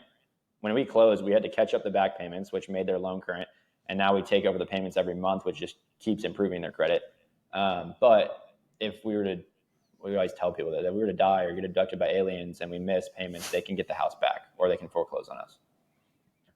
So they have some sort of recourse. Okay. They have some sort of recourse to come back and say, hey, Ben's in on Mars now. Like, they can now retain the home and, say because their credit's better, they've got a job, and it's like, oh yeah, what do I care? I still have the original loan percent, terms, and that person's gone. They caught up my payments. Sucks for their inheritance. Their kids will never see that money back again, but this person has their house, right? That's what, we tell them. It's like, well, what happens? That's a good question. It's like, well, you honestly have now a house that's way more paid down, improved by us. It's appreciated. So like you just got handed a house back that is now worth way more. You could sell it. You could rent it out. You could go live in it. A lot of people, they just want to be done clear of it. So they just want to know like, hey, that's why it's a lot of trust too. It's like, look, we have a lot of rental properties. Obviously this wouldn't happen, but in the case that we did, you could foreclose on us or take the house back. Yeah. So you have some protections, Mrs. Owner. Yeah. And then on the flip side, if you're selling owner finance, we can foreclose on them if they don't make payments. That's why we have to go through like a RMLO or someone like, I think you said your dad was a mortgage lender. Yeah. So someone like that to qualify, like, yeah, these people don't have the same credit. That's why they're buying owner finance. They're contract workers, a lot of, people that make good money. They just don't have the credit. So we send it to someone like that. They verify they can make the payments so that if they ever don't, we're in a position to take it back. Got it. So you're in, and on that back end there where you're seller financing it to someone else. So if they, what type of terms do you structure? Like if you're late 1 month, do we terminate this relationship? Yeah, I think it's just like standard for like what a bank would do. So after like 2 months, we're going to start a foreclosure process. Okay. Yeah. Or, instead of getting foreclosed on, you can deed it back to us. But obviously they just need to know beforehand, like, we're the bank now. Like you have to make these payments. If you miss 2 months or 3 months, whatever it is, then, they're going to start starting that process. Yeah. So in your business structure, you have reserves in your bank in the off chance that, this new owner doesn't pay. And then you're like, oh shit, like I got to pay March or April's mortgage. So you cover yourself in that regard. Yep. Yeah. And you also get a down payment from them, but yeah, we would want to have that set aside. Do you not touch the down payment just as protection? Actually goes straight to our partner. So a lot of these deals we find, we don't try and fund ourselves. I did on the first couple, but I was pretty new and I had some money in the bank. So I was like, I'll just do it. But yeah, we needed like 20 grand for that one. So we partnered with a guy that has been looking to do a deal with us. We're like, hey, you fund it all. We'll split it 50-50. So he brought 20 grand. And then we were expecting to only get like 12 to 15,000 as a down payment. And we worked this guy up to 21,000. So it's kind of just going back to him. And now we split the rest of the cash flow and the equity. But that's awesome. We didn't have to come out of pocket. So that's a nice thing to do on a lot of these deals is like, hey, well, I'll find it. You'll make a great return. Just fund it. Yeah, that's awesome. I mean, especially being not out of pocket, and you learn from the guy. You talked about the Burr method too. Like, even if you do come out of pocket at some point, down the line, you recoup all of your expenses and then some. Hopefully. Yeah, it's pretty much an infinite return once he closes for both of us because you get all the money back, and now you're just getting, a monthly cash flow with equity and the principal difference there. Yeah, you've got an asset. You're just recycling the same dollar over and over and accumulating more assets. It's just kind of super powerful. Yep, real estate is crazy. Yeah. That's like it's kind of I feel bad that we just dove into that one because that's like so high level versus maybe a normal like seller finance or subject to deal that we just rent out. But Yeah. yeah, I mean, it is high level. You talked about so many different things there. I don't even know what RMLO means, but it's we'll just leave that for. register or I think it's registered mortgage loan officer. Oh, It's okay, just someone that can verify that basically these people are approved to pay this. got it. If their Okay, yeah, credit's like not good or Yeah. whatever. Yeah. So it just puts us in, we don't have to use them. It's more just if they don't make payments and they want to be like, oh, lawyer up and all this. I'm like, no, we use this service to show you like you can afford this. yeah, yeah. That's definitely 400 level course there, which is Yeah. kind of crazy to see that you're doing that, which is it's incredible, man. But um, so why don't we talk about how you started with wholesaling? Let's bring it back. Let's start from the beginning. How you got in, your wholesaling and how you structured your team and your entire process. So you got a team in place. You mentioned you hired a VA at some point. Maybe you have more at this point, or you have different types of employees. But tell us how your business is structured. Yeah, I actually kind of pivoted a little bit. The VA was like my whole goal with that was I'm going to be selling solar. Let's have a VA cold calling while I'm doing that, bringing me real estate deals. So I just hired one in the beginning. I ended up buying. I got 3 deals from her. I mean, they're very much just numbers game, hammering the phones. They're not super effective, but they'll get someone interested enough that might be looking to sell. So I ended up getting 3 deals from her. I bought 2 of them, which is funny. So I didn't end up making wholesale commission back off of it, but You got an I asset. yeah, You which got is 2 good. assets, so A really cool deal that I got from her, 2 of them, one seller finance deal at a 0% interest rate, which is pretty crazy. So that was pretty sweet. But I ended up using the network of that Facebook one I was telling you about I just started showing people posting in there. I copied what that Grant guy was doing. He just started, not many people in there know how to close deals or talk to sellers. And we come from sales. So we're just like, hey, let's show everyone what we're doing. Like if you need to talk to a seller, you need a deal closed, bring it to me and we'll split it with you. And a lot of them are coached to go find these foreclosures, probates, all these people. They're paying for mentorship to learn how to do it, but then they're nervous when they get them on the phone. So I started showing all the deals I was doing. So I just had all these people bringing me leads now, to where they're paying for VAs or they're doing the cold calling themselves or they're door knocking. So I just ended up stopped using my VA. I'm like, I get better leads from all these other people. yeah. So that's how I got so busy with it during solar. I just started talking about the deals we were closing, and my brother and I just keep posting about it, and all these people funnel their leads to us. So I could sit most days, if I continue to network, I could sit in my house and just have like 5 to 6 leads that someone brought me from that network, from foreclosures or whatever it is. That's awesome. Yeah, So I mean, and talk about knowing your strengths, right? Like why would you waste money or time on something that you're not designed for? And then focus on the high value things, the high dollar things that bring you value, right? yep, yeah, closing deals. I think we're still trying to figure that out because I do sit on the phone way more than I would like. So now we're trying to pivot into, I'm about to start pay per click and different things to get better leads, people that are actually looking to sell versus foreclosures as a whole. I mean, it's a whole sales process. These people don't want to sell their house. You're walking through all these options. You're almost like a psychologist or therapist. I don't know, Yeah, but you I've can find seen. good deals. But yeah, it's a mess sometimes. Yeah, I've seen Pace speak in public a couple of times, and he's like, "Yeah, these deals that we're finding, that I could be on the phone for 3 to 4 hours," and it's like, because yeah, you're the therapist. You have to, they have to trust you. You said it before, is they have to trust you to take on this type of risk for their property, um, which Yep. is it's a commitment right there.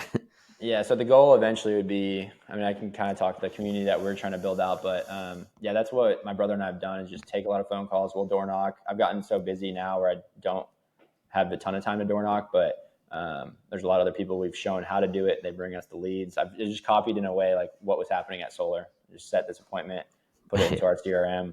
We'll get on the phone with them and we'll split the commission with you, or if we buy it, we'll pay you a little assignment fee or something like that. Yeah. So what types of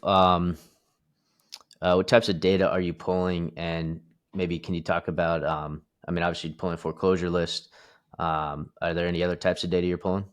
We do. We pay for a service that gives us bulk leads from like a bunch of motivated seller type situations. So probate, they inherited the house, evictions, so landlords that recently evicted a tenant, pre foreclosures, appointment of substitute trustee, which is same as pre foreclosure. They just are a month before that. They're behind on their payment. Um, I think divorce list is another one on there. So those are all of them. We get a ton of them from pre foreclosure because that's where a lot of people are starting out and they're calling because they know they have a timeline. You can get a deal a little bit quicker. It's just a little more of a headache. Yeah, so that's like a full stacked list. Do you tailor your pitch to each different type of pain point for those owners? Yeah, I would say if it's foreclosure, it's a full different thing. Like you're walking them through their options. They're not trying to sell. Like you're showing them all the things they can do to stay in their house. A lot of times that's not feasible. They just want to hear that. And then you're like, okay, well, we need to have this plan because if that doesn't work, you're going to get foreclosed on. So like, let's make sure you can get some money out of this. But yeah, if it's probate, divorce, all those, I'm kind of just like, hey, we buy houses, quickly. We do it a handful of ways. And then just figure out their situation on why they want to sell and the condition of it. So those I kind of just handle on its own. Like the pitch isn't, pretty similarly. Yeah, you build the rapport and you figure out what they're looking for. They might say, hey, we're getting divorced. And you're just like, oh, I'm sorry to hear that. But then it's like, make sure, you're figuring out the situation or someone passed away, dealing with that. But yeah, if it's foreclosure, that's typically when the pitch is like different. Yeah. Like you said, that one's its own type of beast. Have you seen more success in like a certain like category of those? Like which type of lead? Yeah. I would say 80% of our deals are foreclosures, just because that's how I started. I was knocking doors in pre foreclosure. It's a very niche list. Like I'm not just going to randomly knock. We will knock or not knock. We'll leave notes on like rundown houses. That's how my brother got his biggest deal. That basically put him out of his W-2 job to go full time into this with me. But yeah, pre foreclosures probably 70 to 80% of our deals, and then I partner with a guy that does Facebook ads now. So we're getting, just people that want to sell their house quick or it's not in good shape. This 0% interest rate house I own was a tired landlord. So I just had my VA calling houses that were high equity. They've, owner, I guess, absentee owner. So they don't live there. I know they're a landlord. So stuff like that you can do really well with. But yeah, I'd say most are pre-foreclosure. We're trying to pivot into other stuff though. So we get, less problem deals. Yeah. Yeah. There's always something wrong with something going on behind the scenes with foreclosures. Pre-foreclosures. There's someone died or they lost their job or there's like liens on the property. There's all this stuff that you can get killer deals and we do it. And that's why we continue to do it. But it's just, you got to problem solve through a lot of it. Yeah. A lot of headaches. Yeah. Yeah. So you mentioned a couple, pay-per-click Facebook ads, and then pulling data and cold calling and door knocking. Did you name some that you used to do and you no longer do, or you want to get away from? And what are the ones that you find, you hope you can start doing more of because you find those are the high value types of marketing? I think the VA I stopped paying for just because I had a lot of people bringing me leads from their own VAs or their own leads. But texting, like you were saying with launch control, is getting very regulated. I think there's ways you can do it well. I haven't tapped into all that. Our CRM, we just put our own leads into a drip campaign that we text them. So we continue to do that. My brother did a lot of cold calling starting out. I was doing door knocking, and now we're more just like, let's network with everyone to get those leads coming in and then pay for Google ads or Facebook to have warmer leads. Cause that's where you really get the system automated, is if you can pay for marketing. It's a lot, maybe harder to do, but you get much more qualified leads and the conversion cycle is a lot quicker. Yeah. That's huge. Is knowing your conversion cycles. Like your mentor who got you into the Texas program, he was doing, direct outreach with direct mail, or at least mailers on the door. Like that has like a longer conversion cycle than say cold calling or door to door or anything like that. Do you? Yeah, we're usually leaving a note every time they don't answer on foreclosure. So you just kind of like double, because I'll get callbacks. Like a lot of them don't answer. We just leave a note on the door. Call us. Yeah. Do you have a connection? Yeah, exactly. That's how I found him. Yeah. Do you have a preferred supplier of the notes that you leave? Dude, Or are they if I'm handwritten? knocking, I just handwrite it because it's way more effective, and I just leave it vague now. I used to write down this whole thing, maybe print it off, but I'm just like, hey, call me, put my phone number and my name, and then so then when I actually get them on the phone, and I'll just like start to work it versus like, oh, I help stop foreclosures, I do this and this.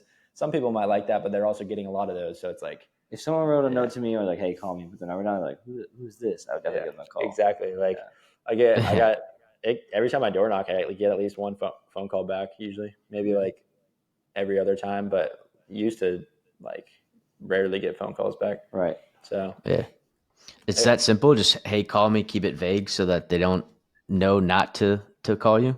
yeah, they probably know why you're there. It depends how newly added they've been to the list. Because I don't even door knock anymore unless it's like the list was added the day before, and I go knock that day or the next day because I want to be the first one to talk to them. Because after they get put on a paid site that we're getting, we get a lot of deals from it still, but it's like, they have a ton of people blowing up their phone, and I don't have a ton of time. So I'm like, I'm just going to hit these 15 houses that just got added, and I'm going to be the first one to talk to them.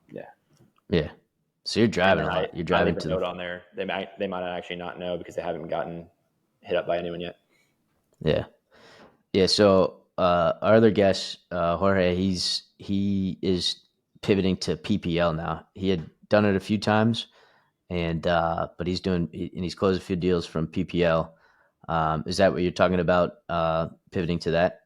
Yeah, PPL is actually just got a deal under contract for my roommate. He's looking at us right now.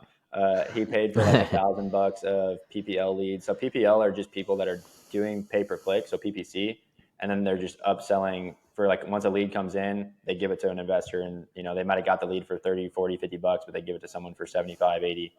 But you can maybe hit more niche areas without having to start a whole PPC campaign. So you're technically paying you're just paying per the lead versus to set up the whole like pay per click thing. Yeah, it's essentially an auction. You're bidding. You're the highest bidder that wanted that lead that just came in from the PPC company that has the website and the inbound leads that are coming, and they're white labeling it and selling it off to the highest bidder. Yep. Does So what were you saying? Go ahead. I was just going to ask what's the name of the PPL company that you would refer? I'm actually in the process of starting all that. So we're kind of debating if we want to start. We're just going to pivot to PPC, have an agency run it for the first 6 months, and then learn it ourselves. Because we have some guys we know that are killing it with PPC. They've kind of dialed it down to run on their own, and they're in a ton of different states now. But PPL, a lot of people use like Lead Zolo is a good one. That I know one of my friends, he's actually doing acquisitions for a wholesaler, but that's where they put their most money. There's other ones, Motivated Leads or Property Leads, but I think Lead Zolo is a pretty popular one for PPL. Yeah. I've heard of Easy Button Leads, Need to Sell My Home Fast. Yep. Things like that. They do the same thing, but yeah, I mean, just insert any sort of name, right? Just Google it and you'll probably find it. Yeah. Probably a bunch out there by now. Yeah, it's a lot. I mean, I'm still in the process of figuring that all out, but we're building out a network for this is a big thing you're talking about, like the investing yourself in the community. Like I've realized the people or get around people that are doing the deals, and it can change it drastically. Like with my roommate, I mean, he joined that network and had no idea what to do, and now he's doing 3, 4, 5 deals a month with us just by bringing his first lead to us and helping him close it. So he kind of got to see what we were doing. But I ran into a guy that was doing marketing for a solar company. He saw what we were doing, wholesaling, and we were talking about how we went door to door. And both of our communities are all door to door people. So we're starting to build out something for door to door guys that want to get into real estate. Like, hey, here's how you can find these deals on the side, on the weekend, while you're knocking doors. Here's how to actually invest in it. So we want to build out a whole pipeline just from guys that are knocking Vivint, knocking for pest control, knocking for solar. There's thousands of guys all over the world doing that, and they're usually studs. So we're trying to build out a whole community for that right now to funnel those leads in and then have people close them. That's awesome. Yeah, I mean, you said it yourself, like, doing that door to door, it kind of hardened you, and it was a humbling experience, and taught you everything you need to know. So, like, all the people out there doing that, still doing it for the other types of services, like, obviously why wouldn't you bring them onto your team? Yeah. And most of them had no idea Yeah. they can just walk by a house. If they track every one of those leads, I'm like, you could make an extra 20, 30, 50 grand on a deal if you knew what to look for or listen for. Yeah. That's awesome. So, why don't we have your roommate on, man? Like, he's doing this stuff too. Like, you're missing a third chair. He just got back in from the grocery store picking up some stuff for us. Yeah. Yeah, my brother, I actively, like, he's the one I brought in with me when I started this. He was able to get 2 really big deals in the first 2 months that, like, made way more than his W-2 job. So then he went all in with me. So, and then we meet guys like my roommate Jackson. Like, that's how I'm living here. Is he joined that network? He's like 20 years old, paying. Once people kind of invest in this, you're like, okay, there's not a ton of young people, so we gradually, start hanging out with those guys and figuring out what they did, and we ended up moving in together and doing a lot of deals together. So he's been on a podcast with me, but yeah, he's a beast. He ran his own business and then was doing roofing sales too. So a lot of similar backgrounds. Starts with that door to door. I know. Yeah. Yeah. Now we got to get him on a different podcast episode then. Yeah. If you Talk want to about his get experience. he started a window power exterior cleaning. Yeah, exterior cleaning in Florida. Has it running on its own right now. So he's making money on his exterior cleaning business while he lives here in Texas doing real estate. That's awesome. Ryan, grab his number. I will. He's not that cool, guys. I taught him everything he knows. Yeah. I wish I had my own exterior cleaning company paying me every month. Well, you got a wraparound property in Odessa that pays you $700 a month for doing nothing. So that's impressive itself. We got like 6 other rental properties too that I make. They all cash flow like probably $500 a month, but I don't really touch that stuff. It just stay in there, and I know something's gonna break. Yeah. But eventually, I don't know. I just think of it more the long term, depreciation, tax benefits, all that good stuff. So the cash flow is pretty small compared to I guess the rest of the benefits. It'll add up eventually, though. Still nice, yeah. Nice to have. Yeah. I mean, that's kind of like, right now where everyone was looking at, BRRRR deals are getting harder and harder to find. Cash flow positive deals are getting harder and harder to find. So now it's like, all right, where can I get an asset that at least just breaking even, or even just costing a couple extra $100 a month, but you're creating this massive amount of equity in a property that, like, 10, 15 years later, like, it appreciates, and you can tap into that and just like, and then your portfolio just explodes. Yep. Yeah, it is crazy when you can do the creative finance stuff, because able to pick up properties without having to go get qualified every single time, and now in 10 years they'll probably all double in value, or 30 years they're all paid off. So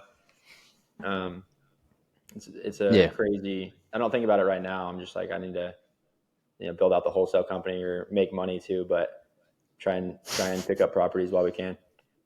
Yeah, one of my favorite Bigger Pockets guys is Thatch Wynn. Have you heard of him? Yep. Yeah, he's one of those guys. He's started young. He was a realtor. I think he's still a real estate agent, but he started young and just held on to properties, and like, it's like every other video he shows, he's like, yeah, I put 20,000 into this when I bought it, and it was a $200,000 property, and now it's worth 1.2, and I'm adding an ADU, which is going to make it 1.5, and it's just like unbelievable. He's like, just because he held it, right place, right time, but he put himself there, which is incredible. Yeah, those videos are nuts. I got one question real quick. So it's not really real estate involved, but it's more just like the broad view. So when you're dealing with all these, I mean, there's so many connections you brought up, but all these people you deal with, and networks you're in, and just people feeding you leads, and you're using these services. Like, does it ever get like a little bit stressful or overwhelming when you like have all these different things you have to deal with? Yeah, a ton. my roommate's sitting over here laughing because, like, I don't know, we post about like the deals we're doing in real estate, trying to build out our brand. Is like, there's like, that's its own business in itself. Meanwhile, I have to make money, so I got to close these deals. Right. Then it's like I hired a transaction coordinator to deal with the pipeline, so communicating with title, making sure the sellers have the right paperwork in place. So it's like, yeah, you become way more busy and have a lot bigger problems. It's like, okay, I might make a $20,000 wholesale check, and then I get a call from a tenant that last week I had to replace a furnace, and it was $3,100, and then a water heater at the next property broke, and it was like $1,000. So I'm like, it's just like, is some days you're just like, holy shit. Yeah. Like, I mean, like when you talk about it, and like I've been learning through Nick a lot about real estate, but I'm not anywhere near educated like y'all. It just blows my head up. I'm like, there's no way that my brain could like operate, like function with all these different networks and people I have to stay in communication with, and then you're trying to find new seller or new buyers or new sellers to buy from and stuff like that. So I'm just like, it's a whole world out there. Yeah, it is very much, and I think that's where a lot of people that were in door to door reach out and they're like, I want to get into real estate. What are you doing? Like, how do I start this? And that's why we're trying to build out the community, is one, save us time from having to sit on the phone, and because I want to give all these people like, the game, and they all want to go get lunch or do whatever. And so I'm kind of at the point where I'm like, all right, let's just build out, show people how to do this, and then use it as a huge lead source. But yeah, it's a ton of stuff you don't have to think about when you're just selling. Like I just knock doors, sell, that's it. But now it's like you're running your own business. You have, properties to manage. You just have to start hiring things out. Like I'm reading that book right now, Who Not How. And it's very basic idea, but it's just like, if it doesn't make you money, if you can pay for someone else to do it, and it relieves your time, it's like you're just doing that. So that's ultimately, I want to have acquisitions people closing deals, a transaction coordinator handling the pipeline, people managing the properties. It's like, I just know right now I have to slowly get there. Build it. It's hard because you got a million things on my mind, and I pretty much never stop. Like I could be working all day. And my girlfriend tells me that all the time. Like, you got to turn it off. I'm like, you think you're doing a 9 to 5, you're getting out of that, you become like a 9 to midnight. Yeah, it's crazy. Yeah, so. It definitely. Yeah, I mean, it's. We've said it before too with other guests that are doing their own small business, and it's like, it is a business. You have to operate it like a business. It's not just like, all right, well, I've started making deals, now I can check out and the money will just continue to come in. It's like, no, you still got to show up, and it's now your job. But maybe it's something you find enjoyable more than doing solar panels. But it's a grind. Yeah, it's stressful. There's certain days you're like, it's up and down. I try and stay pretty level headed, but yeah, it's a lot. It's not like, I kind of get jealous sometimes. Like, people can just go home at 5. Obviously, I chose this and I want to do it. But yeah, you go home after 5 and just like sit down. Like, I'd never have that feeling. like I got to answer this phone call. This could be like $30,000, or like another deal that I have in our contract happened 3 times on our last deal. Like, we have our deals sitting on our whiteboard. I had 2 guys that just decided to not show up to the closing table and got foreclosed on. It was like $50,000 in commission just down the drain. And then, another deal might pop up, but it's like that, like, headspace of just like, holy shit. You're constantly trying to make sure, like stuff's getting done. So it is hard to turn off. Yeah. I like that metaphor that, I don't know if Brandon Turner coined it, but he's notorious for claiming phrases as his own, as he likes to joke. But you're like a vase. It's like, and the liquid goes into the vase, and you'll expand to whatever your exterior boundaries are. So like, you always have to find a bigger and bigger vase, which you do from getting the experience. Like the stress that you see today, like the Ben Jensen 2 years ago, who was going door to door for solar panels, probably couldn't have handled that, right? But now you're learning how to handle that differently. Yeah, that is for sure. I think if I looked at myself when I was sitting in my room before I started Vivint, if I saw what I did now, I'd be like, holy cow. But now sitting now, I'm like, I have a million things to do. I want to be here. Like, I don't know. It's stressful.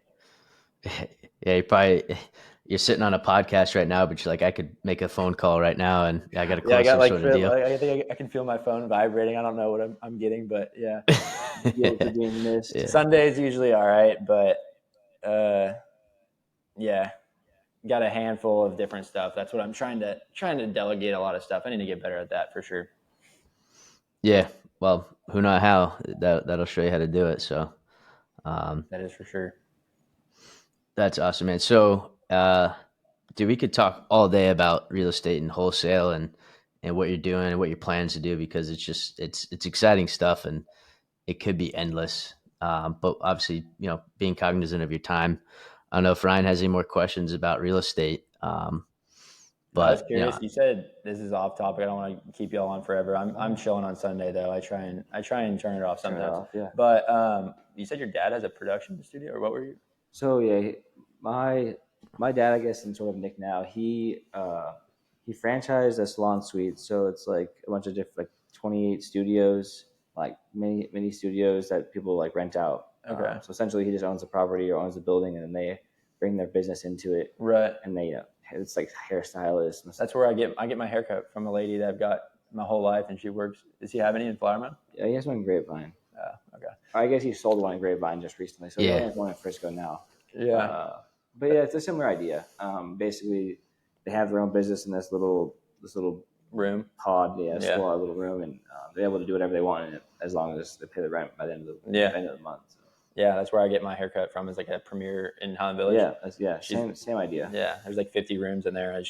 She just got her own little room. Yeah, getting there my haircut by her my whole life. So it's honestly sick. Like it's more comfortable. You get to sort of a personal relationship with your stylist, and it's not as loud or busy as a typical like great clips or sports clips. Yeah, that's very true. That's crazy. So you just collect rent from all the people in the room. It's like a little storage facility. Yeah, it really is. Yeah. That's it. It's the concept. I think. I mean, Image Studios is a franchise. So, Rick holds a franchisee license for it, and he had the one in Grapevine, sold that for like a 5x multiple or something like that, and then obviously I saw what he was doing. My mom also partnered on the Frisco one, but yeah, it's just kind of breaking down. It's real estate in a nutshell. I mean, we rent from the commercial property, and then we build out the 28 different studios in there, and then each small business owner rents the room and pays the rent. But it's real estate in a nutshell. You just kind of break it down, compartmentalize it, and collect on that. So he's leasing a lot of them. He's not buying them. Yeah, they're all leasing. That's crazy. That's like arbitrage. Yeah. Like get the rent for cheap or whatever you can, and then just add the value to get a lot more in rent. It's crazy. Yeah. An odd word for him. He's never dealt with. When he was buying a hair salon, I started laughing. I was like, "You don't know anything about hair or stylist or anything like that." You don't need to. Yeah. Yeah. And he explained it to me. I was like, "That makes sense, I guess." Yeah, that is crazy. Yeah, especially it's less money out of capital if you're just starting a lease. But if he's interested in buying, I'll come across some that are commercially. Get him to own it. Yeah, I mean he's always looking for something. They just got a pet store, Earthwise over there in Flymount. What's it called? Earthwise. It's by like Z Bar and Grill. Oh yeah. They just took ownership of that. So my mom's like running the store. She's like, I guess the technical owner, and I mean they're financing it together, but right.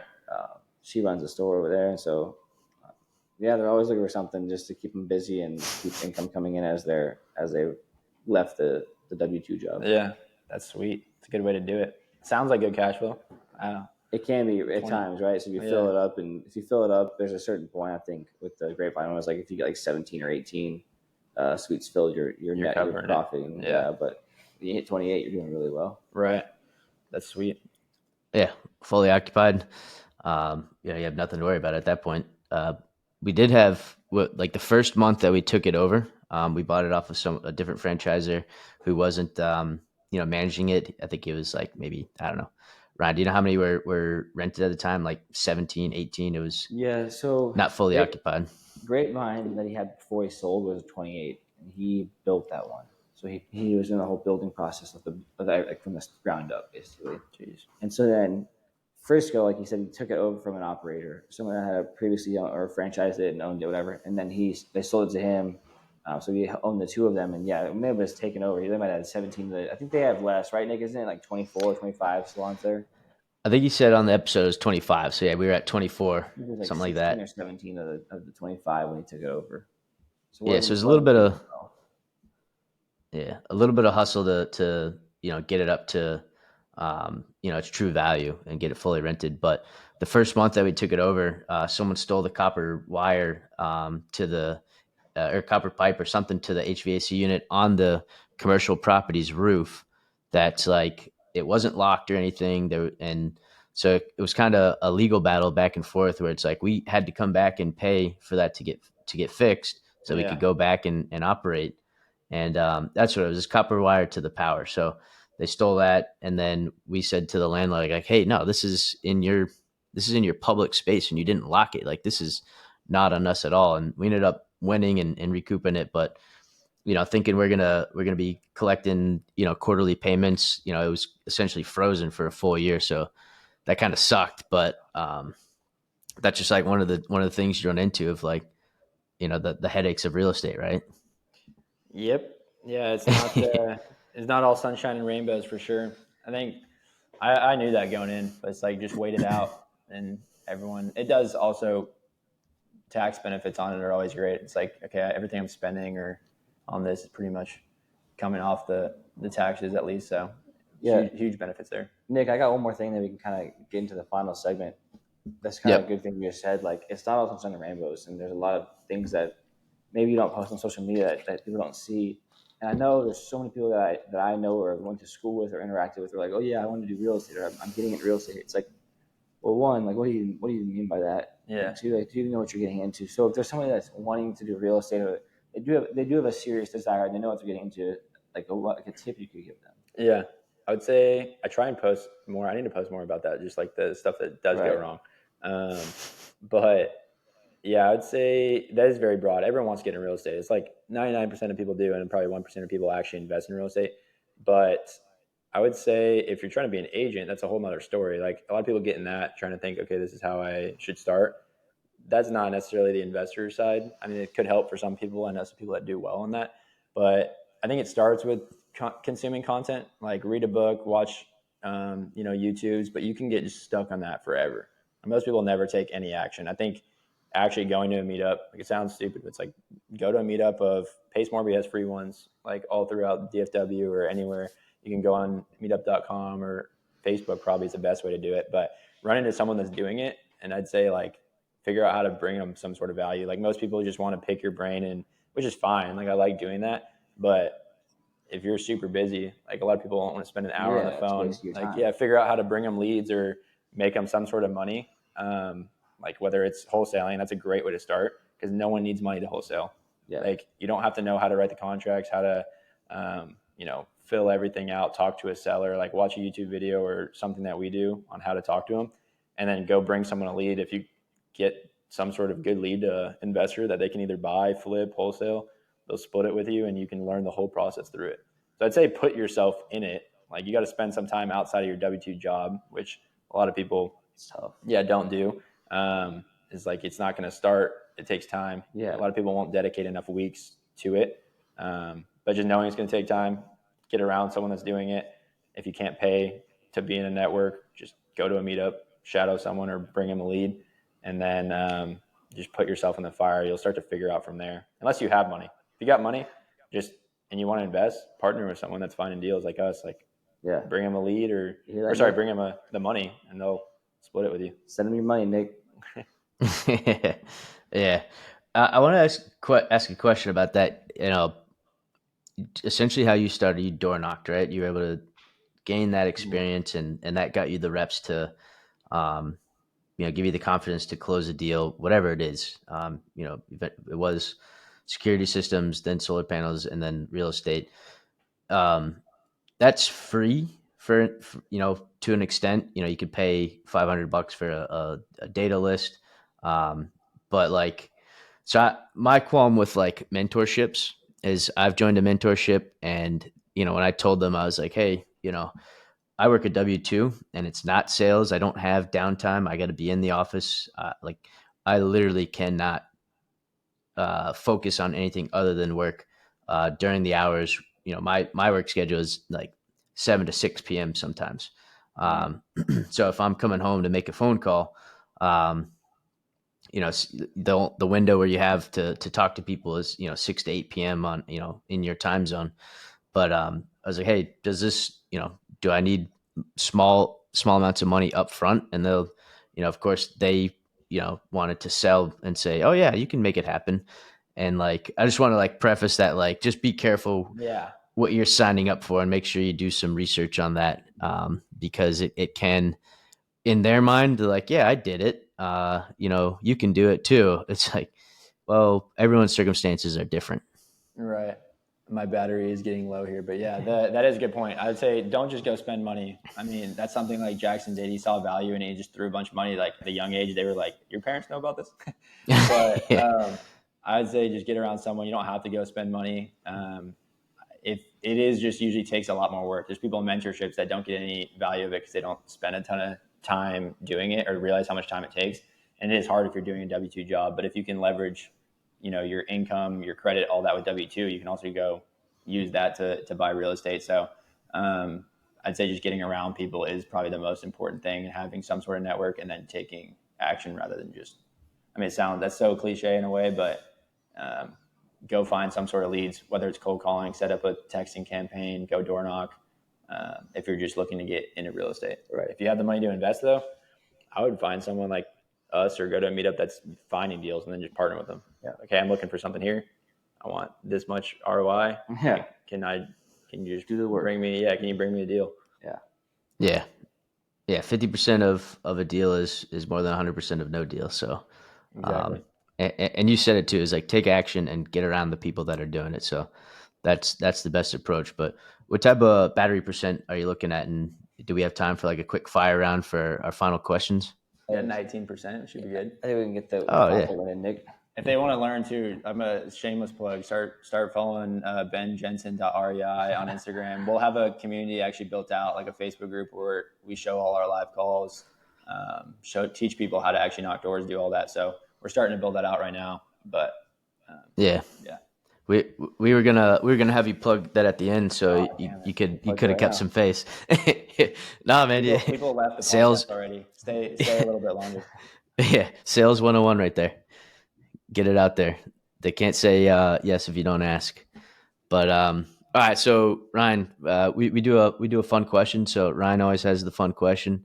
We'll let him throw it at you. It usually catches people off guard. So yeah, so I usually try to find like something specific to the person we're going on. I didn't really know what to ask you, like, because it was just a broad idea about what you were doing. But since you mentioned on the way up, you lived in Uptown, you moved to, is this technically downtown now? Yeah. Uptown, downtown. If you were to go out to one place, one bar, where would you go? I don't go out a ton, but I'd say our go-to for like a bar is Chelsea Corner. It's just a lot of people our age, it's like nice. It's not like a club. It feels like when you're sitting at OU at a bar, you see a lot of your friends, a lot of familiar faces. So, that's probably the most popular place we would go to. If it was a bar, yeah. If it was like a restaurant, I'd say Javier's, which is right next to it. The place is awesome. Mexican place. All right. Yeah, I'll check that one out. My friends always talk about Chelsea's Corner. I still haven't been out there yet, but yeah, it's a lot. You'll walk through there and be like, oh, I know that. I know that person. Yeah. Maybe that might not be the best place to go, but I heard it's a good time. Yeah, solid choice. if you're in Dallas, Chelsea's bar. Yes, sir. Right on.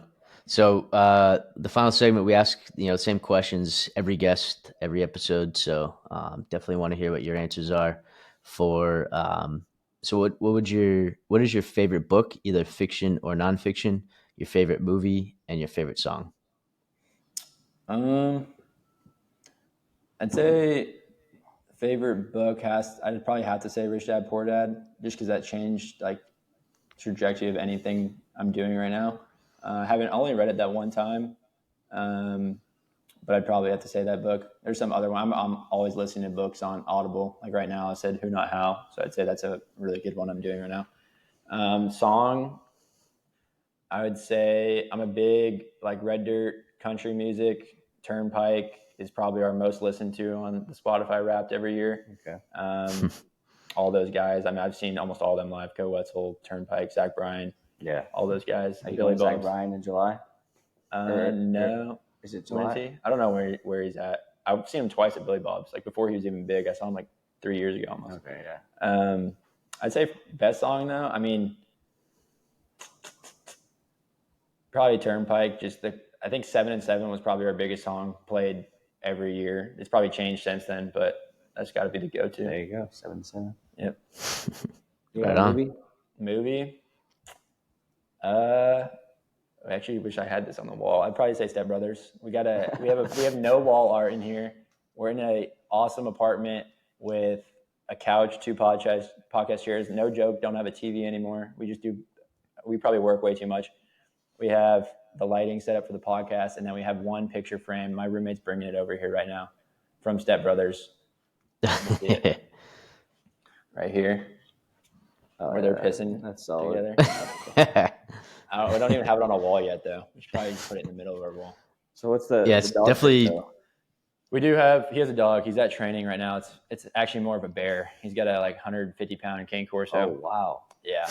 So I have yet to live with the dog because I moved in and he's got him at training because he's a little crazy. No. Dog's so chill. It just lays around, but it looks like it'll eat you. But he trains it because he's eventually gonna breed him and I don't know. Yeah. Make money out. Got a whole other business going. Yeah. It's a whole nother business. Crazy. But no, the dog is awesome. He's just not back yet from training. Sweet. Yeah. Roommate is an entrepreneur. Yep.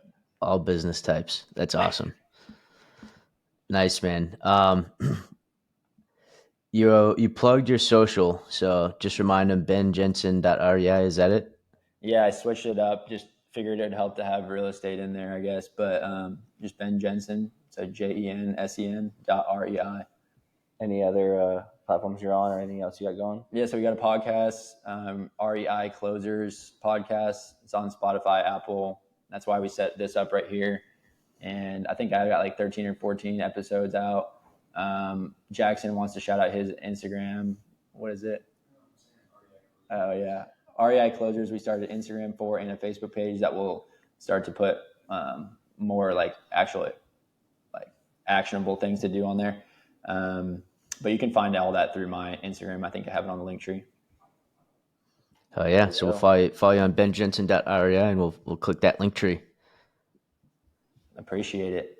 And where are you guys on all platforms? Yes. Relatively Uncharted, Spotify, Apple Music, all platforms, anything you listen to, you can find us on that. And then we have an Instagram also. It's relatively _Uncharted. Okay. Perfect. I love it. Yep. That's cool. Yeah, we're trying to do, we talked about early on is getting the short form videos out, and we technically have a YouTube channel, but we have not posted anything yet. So we're using riverside.fm and we're doing the free version, so you can't pull video from it, but we'll have to do that for this episode.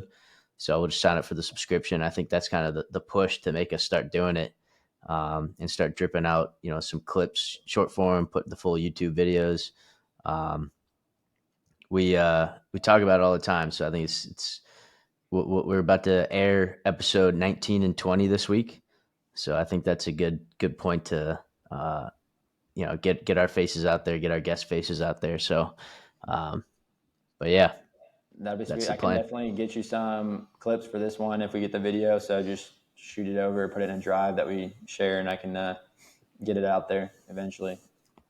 Awesome, man. Appreciate that. We'll definitely send that over to you. Cool.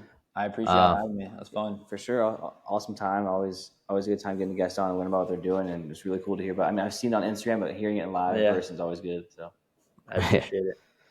Yeah. Hearing your story was awesome. And obviously Matt, you're successful now. I can't wait to see what you're going to do in the future, because it's going to be massive. So it was great meeting you today, man. And really had fun. All right, man. I'll keep in touch. Awesome. Later, guys. See ya.